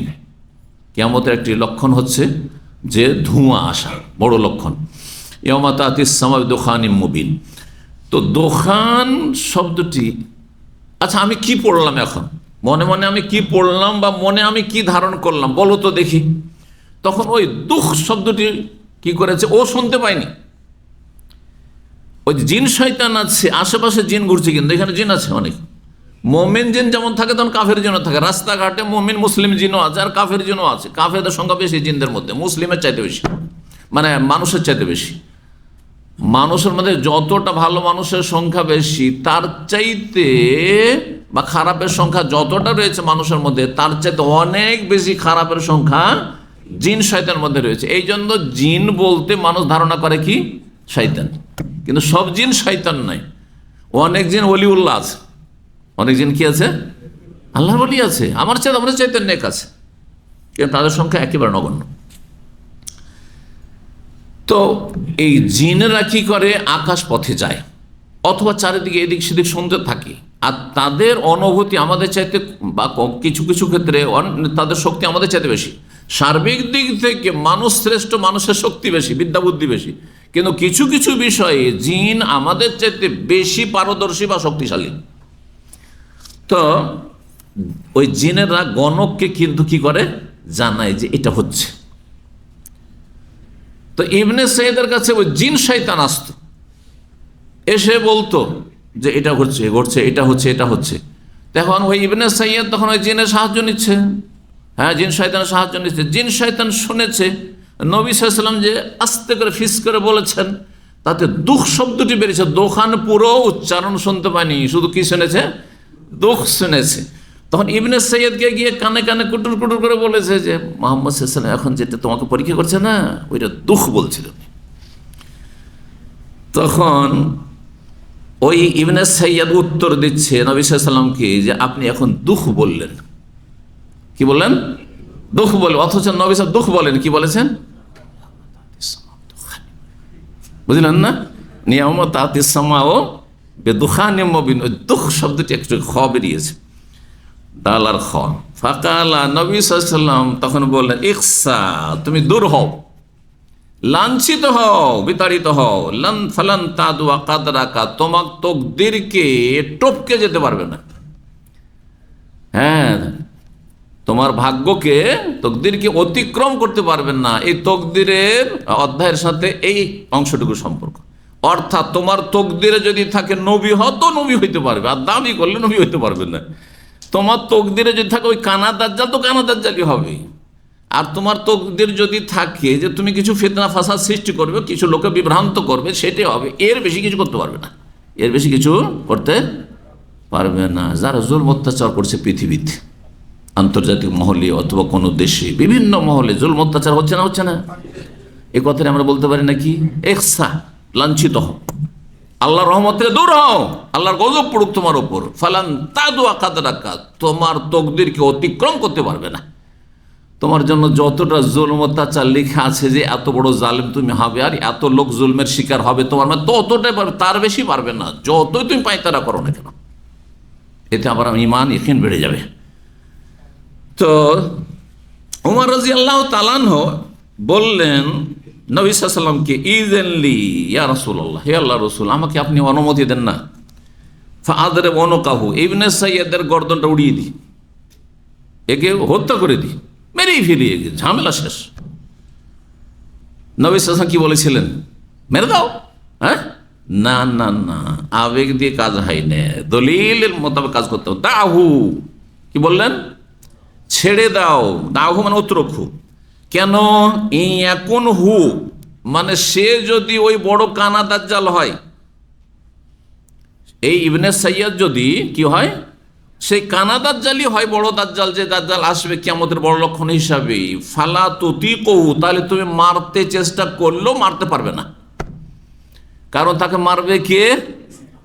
ঈসা আলাইহিস সালাম। তোমাকে সেই জন্য আল্লাহ নিযুক্ত করেনি, আল্লাহ ফয়সালা করা আছে।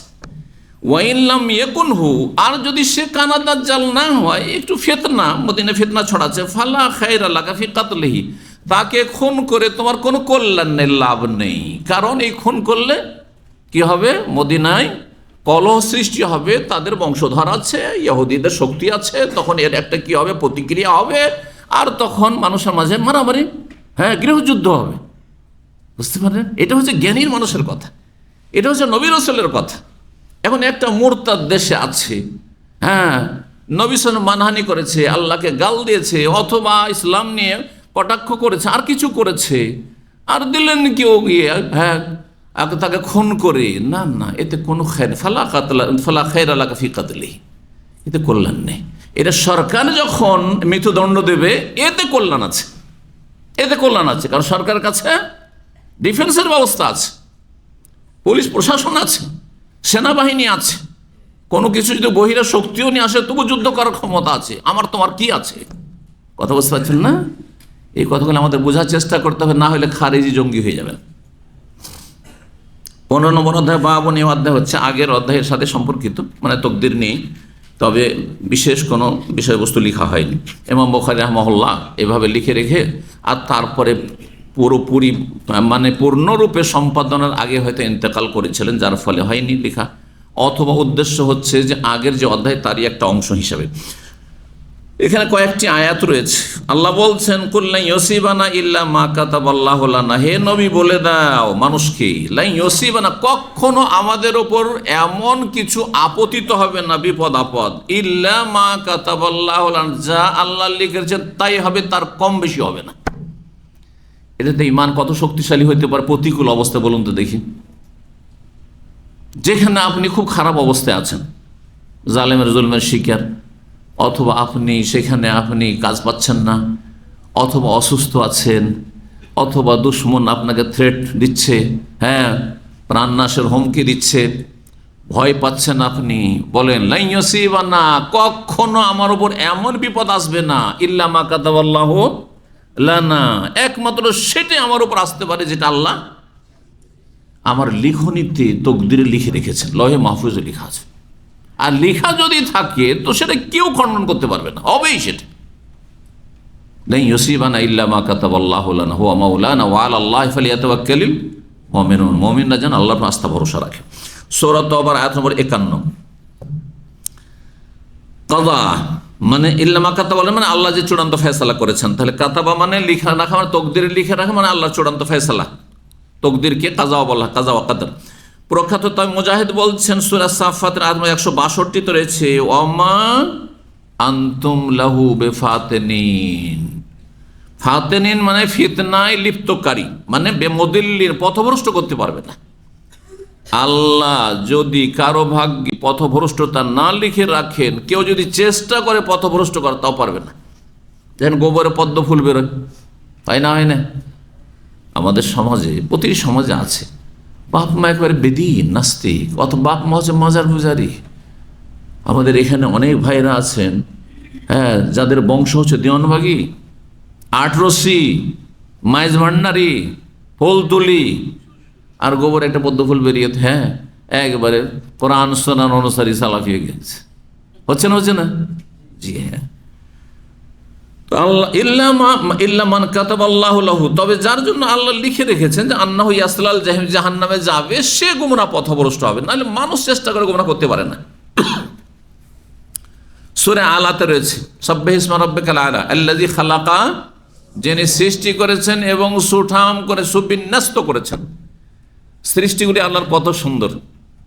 একটু যদি 5টা আঙ্গুল, কয়টা আঙ্গুল আছে হাতে? 6টা হলে তো আরো শক্তিশালী হওয়া উচিত, তাই না? আরো সুন্দর হওয়া উচিত, তাই না?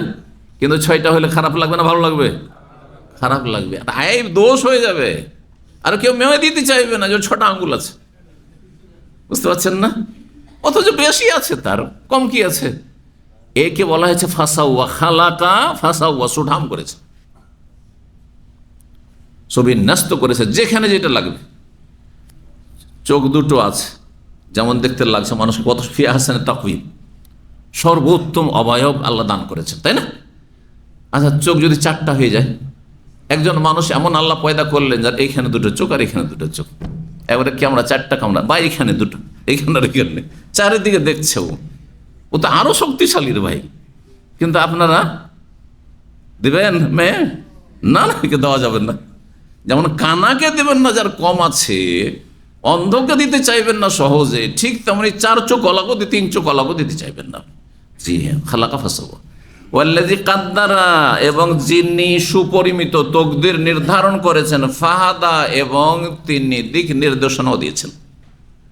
আল্লাহর দিক নির্দেশনা 2 রকম, শরীয়তের দিক নির্দেশনা, জান্নাতের রাস্তা দেখিয়েছেন, হেদায়েতের রাস্তা দেখিয়েছেন। আর পার্থিব দিক নির্দেশনা মানে দুনিয়ায় কি কি করতে হবে, বিদ্যা বুদ্ধি। আরে একটা চাষির ছেলে, বাপ ছিল একটা পাক্কা চাষি, কৃষক, হ্যাঁ, বাপ ছিল সে গরু পালক, হ্যাঁ, ওরা বকরির রাখাল ছিল। আর আপনি এসে বড় এখন সৌদি আরবে ইনভেস্টার হয়ে বসে আছে। ফাহাদা, এই দিক নির্দেশনা, এই গাইডলাইন কে দিল? আল্লাহ। আরো ভালো করে বুঝায়, মায়ের পেটে সদ্য ভূমিষ্ঠ সন্তান, খিদা লাগে না, লাগে না? কোহা কোহা কান্না করে, তখন মা কি করে? হ্যাঁ, কি করে? বুকে লাগায়, বুকে মুখটা লাগায়। এই বাচ্চাটাকে কে শিখালো? কোন বুদ্ধিটা, কোথা থেকে এই বুদ্ধিটা আসলো যে চুষলেই দুধ আসতে লাগবে? কাদ্দারা ফাহাদা, সৃষ্টি করলেন, সুপরিমিত করলেন, সুবিন্যস্ত করলেন, আর রাস্তাও দেখালেন যে তুই চুষতে লাগে, এখানে হ্যাঁ টান দিতে লাগ, দুধ আসতে লাগবে, তোর খাবার আসতে লাগবে। বুঝছেন না? হাদিস ফালাহা রাজা, এইরকম এই আয়াতের তাফসীর করতে গিয়ে বহু কথা বলতে পারেন। আমাকে কে সুবুদ্ধি দিল যে আমাকে আরবি পড়তে হবে? আল্লাহ আমাকে, আমার বড় চাচা, আল্লাহ মাফ করে দিক, তিনি হয়তো তার সৎ নিয়ত না বলেছিলেন, আর আমার ছোট মামা 2 জন, বড় চাচা দুনিয়া থেকে চলে গেছেন, ছোট মামা এখনো বেঁচে আছে, তারা আমার বক্তব্য শুনুক, কিন্তু কথা সত্য। তারা আমার বাবার সবচেয়ে বড় বিরোধী ছিল যে এই ফকিরি বিদ্যা কেন পড়াইছো তুমি, আমাদের অঞ্চলে কি বলতে জানেন, কোন আলেম তেমন তৈরি হতো না, খুব কম। আমি আমার গ্রামে প্রথম আলেম, তার আগে আমার বড় চাচা একটু পড়েছিল, আর তার আগে একজন আলেম দাদা, একজন দাদা পর্যায়ে ছিল একজন আলেম, হ্যাঁ ছোটো মোটো, আর এই চাচা ছিলেন এই ছোটো মোটো আলেম। কিন্তু তিনি তারপরে আলিয়া মাদ্রাসায় চলে যাওয়ার পরে আর তারপরে স্কুলের তিনি টিচার হওয়ার পরে আরবি টিচার হয়ে দুনিয়াদার হয়ে বলছে, এই দুইজন যে কত বিরোধিতা করেছে। একদিন আমাকে যখন বাপকে না পারলেন, বয়স তখন 16-17, আমার 16-17 কি বুঝ হয়েছে, আমাকে বলছে যাও তুমি স্কুলে ভর্তি হয়ে যাও, তোমার যা খরচ লাগে আমি দেবো, আর তোমার বাবার কথা শুনিও না, তোমাকে ডাক্তার তৈরি করবো, না হয় ইঞ্জিনিয়ার হবে তুমি। কারণ আমাদের সমাজে তখন আমরা যখন বাল্য জীবনে পড়াশোনা করি 16-17 বছর বয়স, তখন ডাক্তার ইঞ্জিনিয়ারের মূল্য অনেক বেশি। হ্যাঁ, মুসলিম সমাজে ডাক্তার ইঞ্জিনিয়ার নেই বললেই চলে। আচ্ছা, ছোটো মামা সেইখানে বাবার সাথে লাগিয়ে দেয়, তর্ক ঝগড়া লাগিয়ে দেয়, কি সব পড়াইছো তুমি, ছেলেটার ব্রেন আছে, ক্লাসে ফার্স্ট হয়, এই স্কুল থেকে তুমি প্রাইমারি স্কুল থেকে টেনে নিলে, আর তারপরে তুমি এই বানাচ্ছ, ফকিরি বিদ্যা পড়াচ্ছ, মোল্লা বানাবে তুমি, এইসব কথাবার্তা বলে। আমাকে তো চাচা যখন আমার আব্বাকে না পারলেন, আমার আব্বা ছোট, চাচা বড়, পারলেন না, তখন আমাকে পার্সোনাল ডেকে বলছে, হ্যাঁ যে তুমি যা স্কুলে ভর্তি হও আর পড়াশোনা করো, তোমার বইয়ের খরচ যা খরচ হলে সব দেবো, মানে কিতাবাদি কেনার, আর তুমি পড়াশোনা করো, তোমার বাবার কথা শুনিও, পরে ঠিক হয়ে যাবে। তোমার আব্বা অন্য ছেলেকে যা পড়ে পড়া, তা তুমি পড়ো, ডাক্তার হইতে হবে, ইঞ্জিনিয়ার হইতে হবে। আমি চিন্তা করলাম যে আমি এতটা অনেকটা আরবি পড়ে গেছি, 16 বছর বয়স, কিছুটা পড়ে নিচ্ছি, আল্লাহর বুঝ ফাহাদা, আমি চাচার কথা শুনবো না, এই মামার কথা শুনবো না, যাক আব্বা যেটা বলছে সেটাই, আব্বা যেটা বলছে সেটাই, সুবহানাল্লাহ। তারপরে দীর্ঘ 10 বছর, আমার চাচা অনেক দূরে থাকতে, 300 কিলোমিটার দূর আমাদের বাড়ি থেকে, দীর্ঘ 5-7 বছর পরে দেখা যাচ্ছে, 10 বছর আগে হয়তো। তো চাচার তখন আমি সৌদি আরবে এসে আলহামদুলিল্লাহ দাওয়াত, আমার লেকচার শুনতে লেগেছে চাচা, তখন বলছে বাবা তুমি হয়তো কষ্ট পেয়েছো, আমাকে ওই পুরাতন ইতিহাস স্মরণ করে বলছে, বাবা তুমি কি পেয়েছো, কষ্ট পেয়েছো। বলছে কিসের কষ্ট পেলাম চাচা? বলছে নিশ্চয়ই তোমার মনে আছে, একসময় তোমাকে আমি কি বলেছিলাম তোমার মনে আছে, হ্যাঁ, তবে আমরা যা চাই আর আল্লাহ যা চান দুটোতে পার্থক্য আছে। আল্লাহ তোমার জন্য অন্য কিছু চেয়েছিল, কিন্তু আমরা চাইছিলাম যে তোমাকে ডাক্তার ইঞ্জিনিয়ার বানাই, বুঝতে পারছেন? কিন্তু আমার মন কিন্তু ওই চাচার কথাতে আর মামার কথাতে বিভ্রান্ত হয়নি, অথচ ওরা দুনিয়ার বড় টোপ দেখিয়েছিল, হ্যাঁ, যে কত টাকা ইনকাম করবে ডাক্তার হলি আর ইঞ্জিনিয়ার হলি অফিসার হলি। কিন্তু আমি সেদিকে, আল্লাহ তো ইচ্ছা করলে সেদিকে মনটা নোয়াল্লি মতো আল্লাহ ওইদিকে ফিরিয়ে দিতেন, কিন্তু মনকে ফিরাননি। ওই যে কাদ্দারা ফাহাদা, তকদিরে লিখে রেখেছেন আমার এটা হওয়া, যেটা হয়েছে ফাহাদা, এবং আল্লাহ হেদায়েত নসিব করেছেন, গাইড করেছেন, না তুই শুনবি না ওর কথা, হ্যাঁ বাবার কথা শোন, অথবা এতটা যে আরবিতে এতটা এগিয়ে গেছিস না, এতে এগিয়ে যায়। এই মেহনত করা শুরু করলাম আরবিতে, আলহামদুলিল্লাহ, আল্লাহ পাক রব্বুল আলামিন তৌফিক দিলেন, বুঝছেন না, বলুন আলহামদুলিল্লাহ। এই সূরা আলার আয়াতের কথা বলছিলেন, কাদ্দারা শাকাওয়া ওয়া সাআদা, মানুষের দুর্ভাগ্য আর সৌভাগ্য আল্লাহ সুনির্ধারিত করেছেন, কে ভাগ্যবান হবে কে দুর্ভাগ্য হবে, কিন্তু কর্মদোষে হবে, আর তকদির আল্লাহ লেখা আছে। ওয়াহাদাল আনআমা, ওয়াহাদার মানে ওয়াহাদাল আনআম লিমারাতিহা, এমনকি গবাদি পশু। আচ্ছা, গবাদি পশু যখন মাঠে ঘাটে ছেড়ে দেন, ছেড়ে দেওয়া যে চারণভূমিতে ছেড়ে দেওয়া বা এমনি মরুভূমিতে ছেড়ে দেন, দেখেছেন মরুভূমি ছেড়ে দিলে বকরি অথবা আপনার এখানে যে উটগুলো আছে ছুটাছুটি করে, কেমন করে যায়, দূরে দেখতে পাচ্ছে যে ঘাস আছে, দেখতে পায় কিভাবে, কে দিক নির্দেশনা দিলে যে এই দিকে ছুটলে ওখানে খাবার পাবি। আচ্ছা, পাখি যে বাসা থেকে বেরিয়ে যায় সকালবেলা, কিভাবে জানে যে ও অমুক অমুক এলাকায় গেলে ওখানে ধান পড়ে আছে, তো গম পড়ে আছে, দানা পড়ে আছে, খেতে পাবি। ওই যে বলছেন হাদাল নাম, গবাদি পশুকে আল্লাহ দিক নির্দেশনা দান করলে মারাতেহা, চারণভূমির উদ্দেশ্যে, যে কোথায় তোমার চারণভূমি আছে যাও ওখানে গেলে চড়তে পারবে। 6619 নম্বর হাদিস বর্ণনা করছেন আব্দুল্লাহ বিন বুরাইদা ইবনে আমর থেকে, মা আয়েশা রাদিয়াল্লাহু তাআলা আনহা তাকে জানিয়েছেন, আন্নাহা সালাত রাসূল আনিত তাউন, মা আয়েশা রাদিয়াল্লাহু তাআলা একবার রাসূলুল্লাহ সাল্লাল্লাহু আলাইহি ওয়াসাল্লামকে প্লেগের মহামারী সম্পর্কে, প্লেগ বিশেষ এক ধরনের মারাত্মক রোগ হইতো যাতে মানুষ শত শত হাজার হাজার মারা যেত, তাউন প্লেগ মহামারীকে বলা হয়। ফাকালান, যখন জিজ্ঞেস করলেন তখন নবী সাল্লাল্লাহু বললেন, কানা আযাবান, এটি একটি বিশেষ আযাব আল্লাহর ছিল। ইয়াবাসুহুল্লাহ আলা মান ইয়াশা, আল্লাহ যার ওপর চান এই আযাব শাস্তিকে প্রেরণ করেন। কোন আযাব শাস্তিকে? পানি আছে, পানি রাখেন কেন? জাযাকাল্লাহ।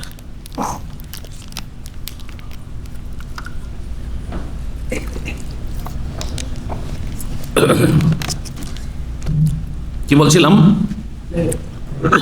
মহামারী, প্লেগ, তাউন বিশেষ ধরনের মহামারী। আর মহামারী মেলা রকমের আছে। আমরা ছোটকালে শুনতাম বসন্তের মহামারী, শুনেছেন? বসন্ত, গুটি বসন্ত শুনেছেন? কলেরা, ডায়রিয়া, হালকা একটু কলেরা, হালকা ধরন। তারপরে আসলে এক ধরনের মহামারী, যে করোনার মহামারী আসলে বিভিন্ন যে ফ্লু, যাতে বহু লোক যদি মারা যায়, শত শত লোক মারা যাচ্ছে, এরকম যদি হয়, সেগুলি মহামারী, যাতে অনেক লোক মারা যায়। এই আযাব, এই তাউনের মহামারী আল্লাহর একটি আযাব, যা আল্লাহ যার ওপর চান পাঠিয়ে থাকেন শাস্তি স্বরূপ। ফাজালাহুল্লাহ রাহমাতুল মুমিন, তাতে যদি মুমিন মুসলিম মারা যায়, ধার্মিক লোক যদি মারা যায়, যে করোনাতে অনেক ধার্মিক লোকেরা মারা গেছে, তাদের জন্য এটি রহমত এবং শাহাদাত, শহীদের মর্যাদা। আল মাতউন ও শাহীদুন, নবী সাল্লাল্লাহু কি বলেছেন? প্লেগ মহামারীতে কেউ যদি আক্রান্ত হয়ে মারা যায়, তাহলে সে হচ্ছে শহীদের মর্যাদা পাবে, সে শহীদ। মা মিন আবদিন, কিন্তু আমাদের করণীয়, যদি কোথাও মহামারী ছড়িয়ে পড়ে আর সেখানে আপনি আছেন অলরেডি, তাহলে বাইরে পালাবেন না, অন্য জায়গায় যাবেন না, আপনি ওখানেই থাকেন ধৈর্য ধারণ করে, যা তকদির আছে। আর যদি শুনতে পান বাংলাদেশ ছুটিতে গেছেন আর শুনতে পেয়েছেন যে দাম্মামে মহামারী, আল্লাহ না করে এরকম হয়, তাহলে আসবেন না, আপনি আসবেন না। বোঝা গেছে না? জি। এখানে ছড়িয়ে পড়েছে বা বাংলাদেশে ছড়িয়ে পড়েছে, আল্লাহ না করে কোথাও মুসলিম জায়গায়, তো সেখান থেকে যদি অন্য জায়গায় চলে যান, তাহলে আপনি আল্লাহর তকদির থেকে পালাতে চাইছেন, ঠিক না? অথচ আল্লাহর তকদির কম বেশি হয় না। আল্লাহর আস্থা ভরসার পরিপন্থী, যে পালিয়ে গেলেও মনে হয় বেঁচে যাব। এতে আর একটা বড় ক্ষতির দিক, সেজন্য নিষেধ করা হয়েছে, যে হতে পারে যে আপনার ভিতরে তার জীবাণু চলে এসছে, সে মহামারী আপনি আক্রান্ত হয়ে গেছেন কিন্তু প্রকাশ পায়নি, আপনি ভাবছেন এখান থেকে পালিয়ে গেলেই আমি বেঁচে যাব, সেখান থেকে সে জীবাণু বহন করে যেই শহরে গেলেন আপনি, সেখানে ছড়িয়ে দিলেন, বীজ বপন করে দিলেন। এই জন্য নিষেধ করা হয়েছে।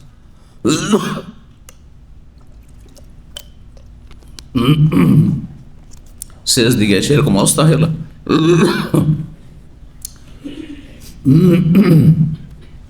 বলছেন নবী সাল্লাল্লাহু আলাইহি ওয়াসাল্লাম, মা মিন আবদিন, যে কোনো বান্দা, ইয়াকুনু ফি বালাদিন, কোন শহরে যদি থাকে, ইয়াকুনু ফিহি, আর সেখানে যদি ছড়িয়ে পড়ে কি প্লেগ মহামারী, ওয়ায়ামকুসু ফিহি, সেখানে সে অবস্থান করে, লা ইয়াখরুজু মিনাল বালাদ, সেই শহর থেকে বাইরে বেরোবে না, সাবিরান, ধৈর্যশীল হয়ে সেখানে যদি থাকে, মুহতাসিবান, নেকির আশায় যদি থাকে, ইয়ালামু, আর সে যদি এটা বিশ্বাস করে, সে নিশ্চিত থাকে, আন্নাহু লা ইউসিবহু ইল্লা মা কাতাবাল্লাহু লাহু, যা আল্লাহ তার ভাগ্যে লিখে সেটাই তার উপর আপতিত হবে, তার বেশি কিছু হবে না।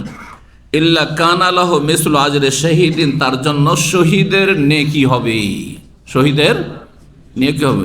এমনকি ধৈর্য ধারণ করে সেখানে যদি থাকেন আর আপনি তাতে আক্রান্ত না হন, মহামারীতে আপনি মারা গেলেন না, তবু আপনি শহীদের নেকি পাবেন, এই হাদিসটি প্রমাণ করে।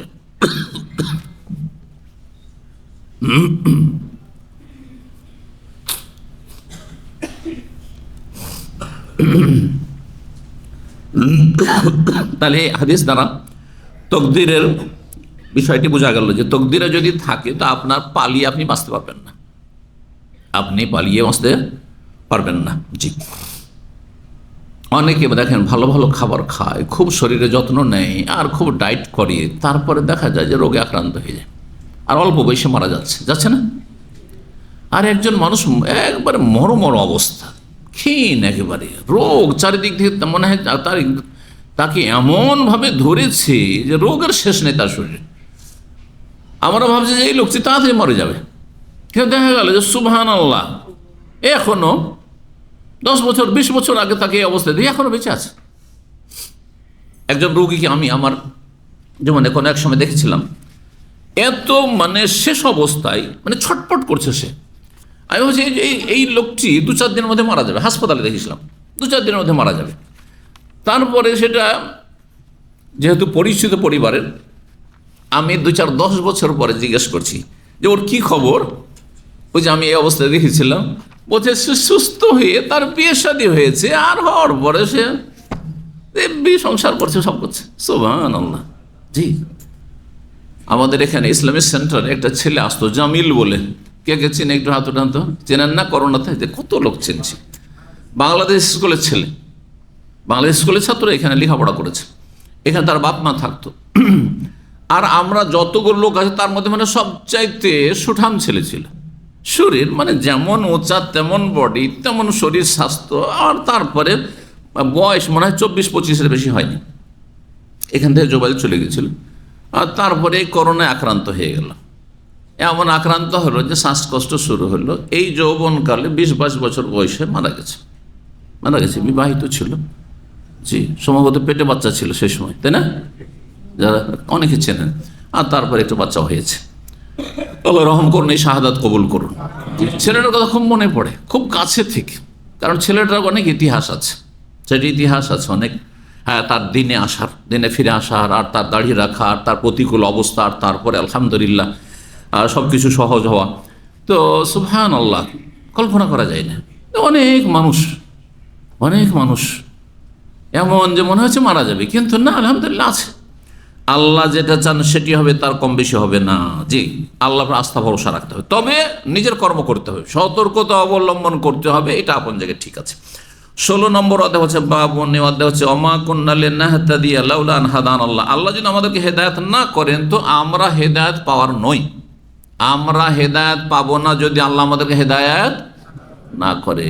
নিজের কৃতিত্ব ভাববেন না যে আমি খুব ভালো মানুষ, আমি চেষ্টা করেছি সেই জন্য হয়ে গেছে, বরং আল্লাহ আমাকে আপনাকে হেদায়েত করেছেন বলে হেদায়েত পেয়েছি। আল্লাহ শুকরিয়া আদায় করুন, আলহামদুলিল্লাহ। সূরা আরাফের আয়াত নম্বর 43, এটি সূরা জুমার আয়াত নম্বর 57-তে রয়েছে লাউ আন্নাল হাদানি লাকুনতু মিনাল মুত্তাকিন। হাসর মাঠে কাফের যারা পাপিষ্ট বেদিন, তারা আল্লাহকে গিয়ে বলবে, সেখানে অভিযোগ করবে যে আল্লাহ আমার কি দোষ, আল্লাহ তুমি যদি আমাকে হেদায়েত করে দাও তো আমি ভালো মানুষ হয়ে যেতাম, তুমি তো হেদায়েত করনি। হ্যাঁ, আল্লাহ হেদায়েত করেনি, নবী পাঠাননি, হ্যাঁ, কোরআন নাযিল করেননি, হ্যাঁ, আলেমদের কথা আলোচনা নেই, ইউটিউবে নেই, ফেসবুকে আসে না, হ্যাঁ, সহি আকীদার আলোচনা শোনেন না, কিন্তু আপনি ইগনোর করেন, উপেক্ষা করেন, মানেন না, আপনি কোনো মূল্যায়ন করেন না। বেদাতির কাছে আমার 1 পয়সা মূল্য নেই, কথা বুঝতে পারছেন না? আপনি জাহেল মোল্লার আপনার কাছে অনেক মূল্য আছে, সেই তো আপনার কাছে আল্লামা। আর কোরআন সুন্নাহর দলিলের কথা বললে আপনার কাছে 1 পয়সা মূল্য নেই, আমারও মূল্য নেই, আমার মান সম্মানও নেই, আর আমার কথারও কোনো মূল্য নেই, ঠিক না? কিন্তু চোখের সামনে তো ভাসছে, আপনার আসছে। তারপর হাসর মাঠে গিয়ে বলবেন যে আল্লাহ তো আমি তো জানি না, চলবে? তোমার কাছে এসে শোনি তুই।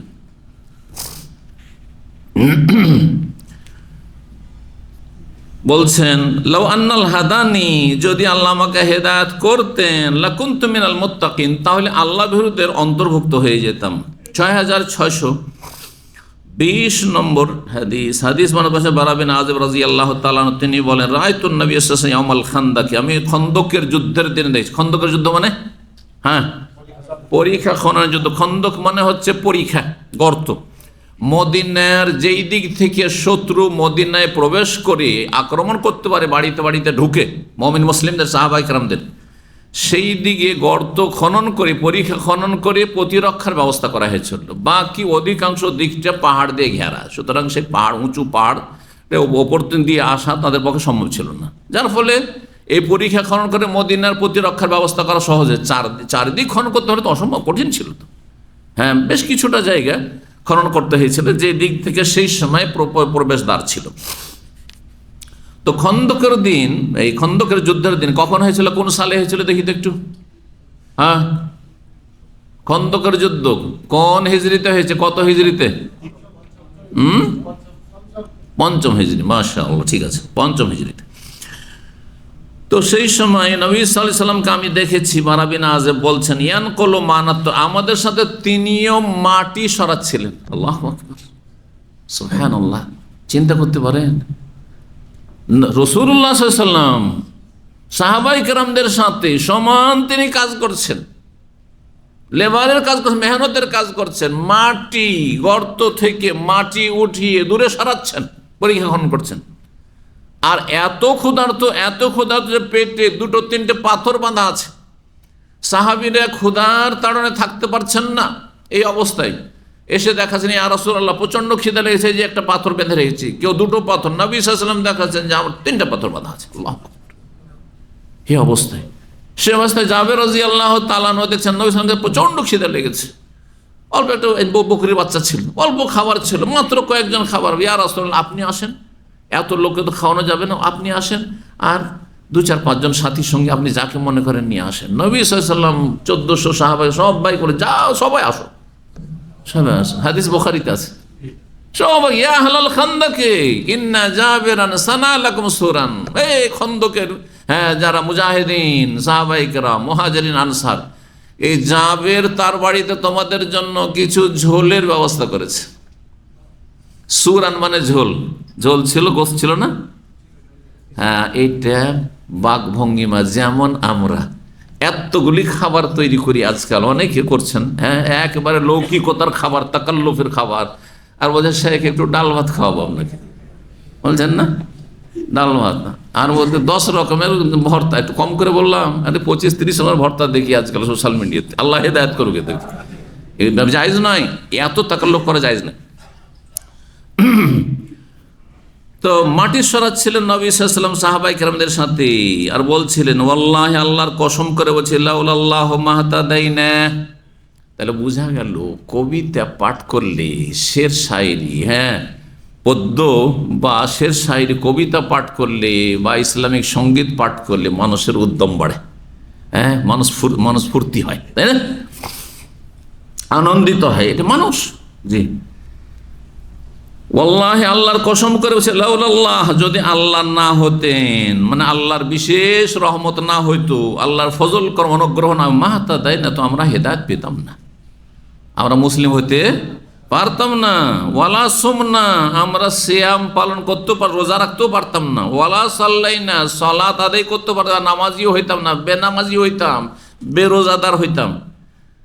সব আল্লাহর বিশেষ রহমত যে আল্লাহ আমাদেরকে হেদায়েত নসিব করেছে। ফাআনজিলান সাকিনাত আলাইনা, সুতরাং হে আল্লাহ, আমাদের উপর তুমি প্রশান্তি অবতীর্ণ করো, প্রশান্তি নাজিল করো, সাকিনা। ওয়াসাব্বিতিল আকদামা ইন লাকাইনা, আর কাফেরদের সাথে যদি যুদ্ধে মুখোমুখি হই আমরা, এই লড়াই যদি শুরু হয়, তো আমাদের পাগুলিকে সুদৃঢ় রাখো, মানে আমাদেরকে পিছপা করিও না, আমরা যেন হেরে না যাই, আমরা যেন পরাজয় স্বীকার না করি, আমরা যেন এগিয়ে যেতে পারি, আমরা যেন বিজয়ী হইতে পারি। ওয়াসাব্বিতিল আকদাম, কদমের বহু বচন হচ্ছে আকদাম, আমাদের পাগুলিকে সুদৃঢ় সুপ্রতিষ্ঠিত রাখো যদি কাফেরদের মুখামুখি হই লড়াই, রণক্ষেত্রে। ওয়াল মুশরিকুনা কাদ বাগাও আলাইনা, কাফের মুশরিকেরা চারিদিক থেকে আমাদের ওপর হানা দিয়েছে, আক্রমণ করেছে। ইযা আরাদু ফিতনাতান আবাইনা, যদি তারা ফিতনা সৃষ্টি করতে, অশান্তি বিশৃঙ্খলা সৃষ্টি করতে চাই, তাহলে সেটা আমরা অস্বীকার করি। এই কথাটি বলার সময় সাহাবায়ে কেরাম জোরে উচ্চ স্বরে তিনবার করে আবাইনা আবাইনা আবাইনা আবাইনা আবাইনা আবাইনা করে বলতেন, অন্য রিওয়ায়াতে রয়েছে। এই হাদিসে তাকদীরের সাথে সম্পর্ক কি?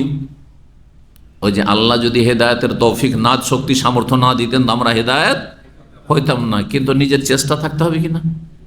আপনি মসজিদে যাওয়ার জন্য উজু করবেন, রেডি হবেন, হাঁটতে লাগবেন, তাহলেও তো আল্লাহ তৌফিক দেবেন। আপনি বিছানা থেকে উঠবেন না, উজুও করবেন না, হাঁটবেনও না, মসজিদে গিয়ে শুয়ে থেকে যাবেন, চায়ের আড্ডায় বসে থাকবেন, আপনি খেলা দেখার আড্ডায় বসে থেকে যাবেন, বলে আল্লাহ তকদিরে রাখলে নামাজি হয়ে যাবে, হবে? নিজের কর্ম করেন, আর তারপর রব্বুল আলমিনের কাছে উত্তম পন্থায় চাইতে থাকেন, আল্লাহ অসহায় ছেড়ে দেবেন না। এখানে আজকের আলোচনা শেষ হচ্ছে। আমাদের কাছে তকদির সম্পর্কে কিছু লেখা ছিল, তো সেটা সময় যথেষ্ট হয়ে গেছে, যার ফলে আজকে হয়তো আলোচনা হচ্ছে না, ইনশাআল্লাহ তাআলা আমরা এটি বিষয়ভিত্তিক কোনো একটি আলোচনায় করে দেব। তবে একটি কথা আমরা শুধু স্মরণ করিয়ে দিই যে তকদিরের কয়েকটি স্তর রয়েছে। কয়টি স্তর রয়েছে? গত পর্বগুলিতে যারা ছিলেন তারা বলতে পারবেন। হ্যাঁ, 4টি স্তর রয়েছে। তকদিরের স্তরগুলি মনে রাখবেন সংক্ষেপে। তকদিরের প্রতি ঈমান রাখতে হবে, তকদিরের স্তরগুলি বিশ্বাস করতে হবে। তকদিরের একটি স্তর হচ্ছে, হইচই করিয়েন না আপনারা, হ্যাঁ শেষ করিনি এখনো। হ্যাঁ, আল্লাহ সব কিছু জানেন, আল্লাহর ইলম, আল্লাহর ব্যাপক ইলম। 2 নম্বর হচ্ছে আল্লাহর লিখনি, আল্লাহ লহে মাহফুজে তকদির লিখে রেখেছেন, আপনার আল্লাহ জানছেন এবং লিখা আছে। 2 নম্বর হচ্ছে লিখা আছে। 3 নম্বর হচ্ছে আল্লাহর ইচ্ছা মোতাবেক, আল্লাহর ইচ্ছার বিরুদ্ধে কিছু হয় না। আপনি সৌদি আরব আছেন আল্লাহর ইচ্ছার বিরুদ্ধে, যদি এক্সিট লেগে যায় তো আল্লাহর ইচ্ছার বিরুদ্ধে, কোনো পাপও যদি আল্লাহর ইচ্ছার বিরুদ্ধে, তাহলে তো আল্লাহ অপারগ হয়ে যদি বলে যে আমি খুন করেছি বা আমি ব্যভিচারে লিপ্ত হয়েছি আল্লাহর ইচ্ছার বিরুদ্ধে, তাহলে আল্লাহ আপনার কাছে অপারগ হয়ে গেল, আপনি বেশি ক্ষমতাশালী হয়ে গেলেন, তাই না? না, আল্লাহর ইচ্ছার বিরুদ্ধে। কিন্তু আল্লাহ যেন টয় টাউনে খেলনা, একটা উদাহরণ দিই, টয় টাউন দেখেছেন তো, খেলনা ঘর, আর বাচ্চাদেরকে সেখানে ছেড়ে দেওয়া হয়। বাচ্চারা 2 রকম থাকে, কিছু বাচ্চা থাকে খুব শান্ত হয়ে সুন্দরভাবে খেলাধুলা করছে, ভাঙে না, ভাঙচুর করবে না, খেলাধুলা করে সুন্দর করে আবার সেট করে রেখে দেবে। আর কিছু ছেলে আছে কেমন, ওর কাজই হলো খেলনা ভাঙা। কিনে দেন, অনেকের বাচ্চারা কিনে দেন, আজকে কিনে দেন, ও সন্ধ্যা নাগাদ ওকে ভাঙতে হবে, ভেঙে শেষ করতে হবে ওকে। ঠিক ওই রকমই মানব জাতি দুনিয়াতে, বলছেন না? কিছু মানুষকে আল্লাহ শান্ত সুষ্ঠু হবে, এখানে জীবন যাপন করো, আল্লাহর দিনের উপর থাকো, এই জন্য পাঠিয়েছে। কিন্তু এখানে ভাঙচুর করবে শুধু, মানে ফিতনা ফাসাদ সৃষ্টি করবে, পাপে লিপ্ত হবে। হ্যাঁ, এই হচ্ছে অবস্থা। তো 3 নম্বর হচ্ছে আল্লাহর ইচ্ছা মোতাবেক সব কিছু হচ্ছে, মাশিয়াতুল্লাহ ওমা তাশাউনা ইল্লা ইয়াশা আল্লাহ রাব্বুল আলামিন। আল্লাহ না চাইলে হয় না, কিন্তু আল্লাহর চাওয়ার অধীনে আমারও কিছু চাওয়া আছে। আপনি নিজে এখানে চেয়ে এসছেন না বিনা চাওয়াতে এসছেন? আপনি ইচ্ছা মতো আসেননি, আপনার ইচ্ছাতে এসেছেন। কিন্তু আল্লাহ যদি না চাইতেন, বাধাগ্রস্ত করতেন, তার রাস্তাতে কোথাও আপনার দুর্ঘটনা হয়ে আসতে পারতেন না, এমার্জেন্সি হয়ে যেত, আসতে পারতেন না, হাসপাতালে ভর্তি থাকতেন না। 4 নম্বর আল্লাহর সৃষ্টি। আল্লাহ সব কিছু সৃষ্টি করেন, এমনকি আল্লাহ আমাদের কাজগুলিও সৃষ্টি করছেন। এই যে আমি হাতটা নাড়াচ্ছি না, এটা আমার কর্ম, কিন্তু সৃষ্টিকার আল্লাহ। যদি চান হাত নাড়াতে দিবেন, অবশ করে দেবেন, বুঝছেন না? তো এটি আল্লাহ খালাকাকুম ওমা তা'মালুন, আল্লাহ তোমাদেরকে সৃষ্টি করেছেন এবং তোমরা যা কর্ম করো তাও আল্লাহ সৃষ্টি করেন, ভালো মন্দ। আল্লাহ বুঝার তৌফিক দান করেন, আল্লাহ আমাদের গুনাহ খাতা মাফ করেন, নেক আমলে তৌফিক দান করেন, জান্নাতুল ফিরদৌস দান করেন, জাহান্নামের আযাব থেকে রক্ষা করেন, বালা মুসিবত থেকে আল্লাহ হেফাজতে রাখেন। আরাফা রোজাটি স্মরণ করেছে, আরাফা রোজা রাখবেন আগামী কোন দিনে? আগামী মঙ্গলবার। সোমবারের দিন গিয়ে সাহারি খাবেন, মঙ্গলবার অবশ্যই রোজা রাখবেন। 2 বছর গুনাহ মাফ, গত 1 বছর, আগামী 1 বছর অবশ্যই রাখবেন। বুধবার ইনশাআল্লাহ তাআলা ঈদ হবে, আর তারপর ইনশাআল্লাহ একটা জুমা বন্ধ থাকবে, তারপরে জুমা ইনশাআল্লাহ আমাদের দর্স আবার চলতে থাকবে। জাযাকুমুল্লাহ খাইর। সুবহান রাব্বিকা রাব্বিল ইজ্জাতি আম্মা ইয়াসিফুন ওয়া সালামুন আলাল মুরসালিন ওয়ালহামদুলিল্লাহি রাব্বিল আলামিন।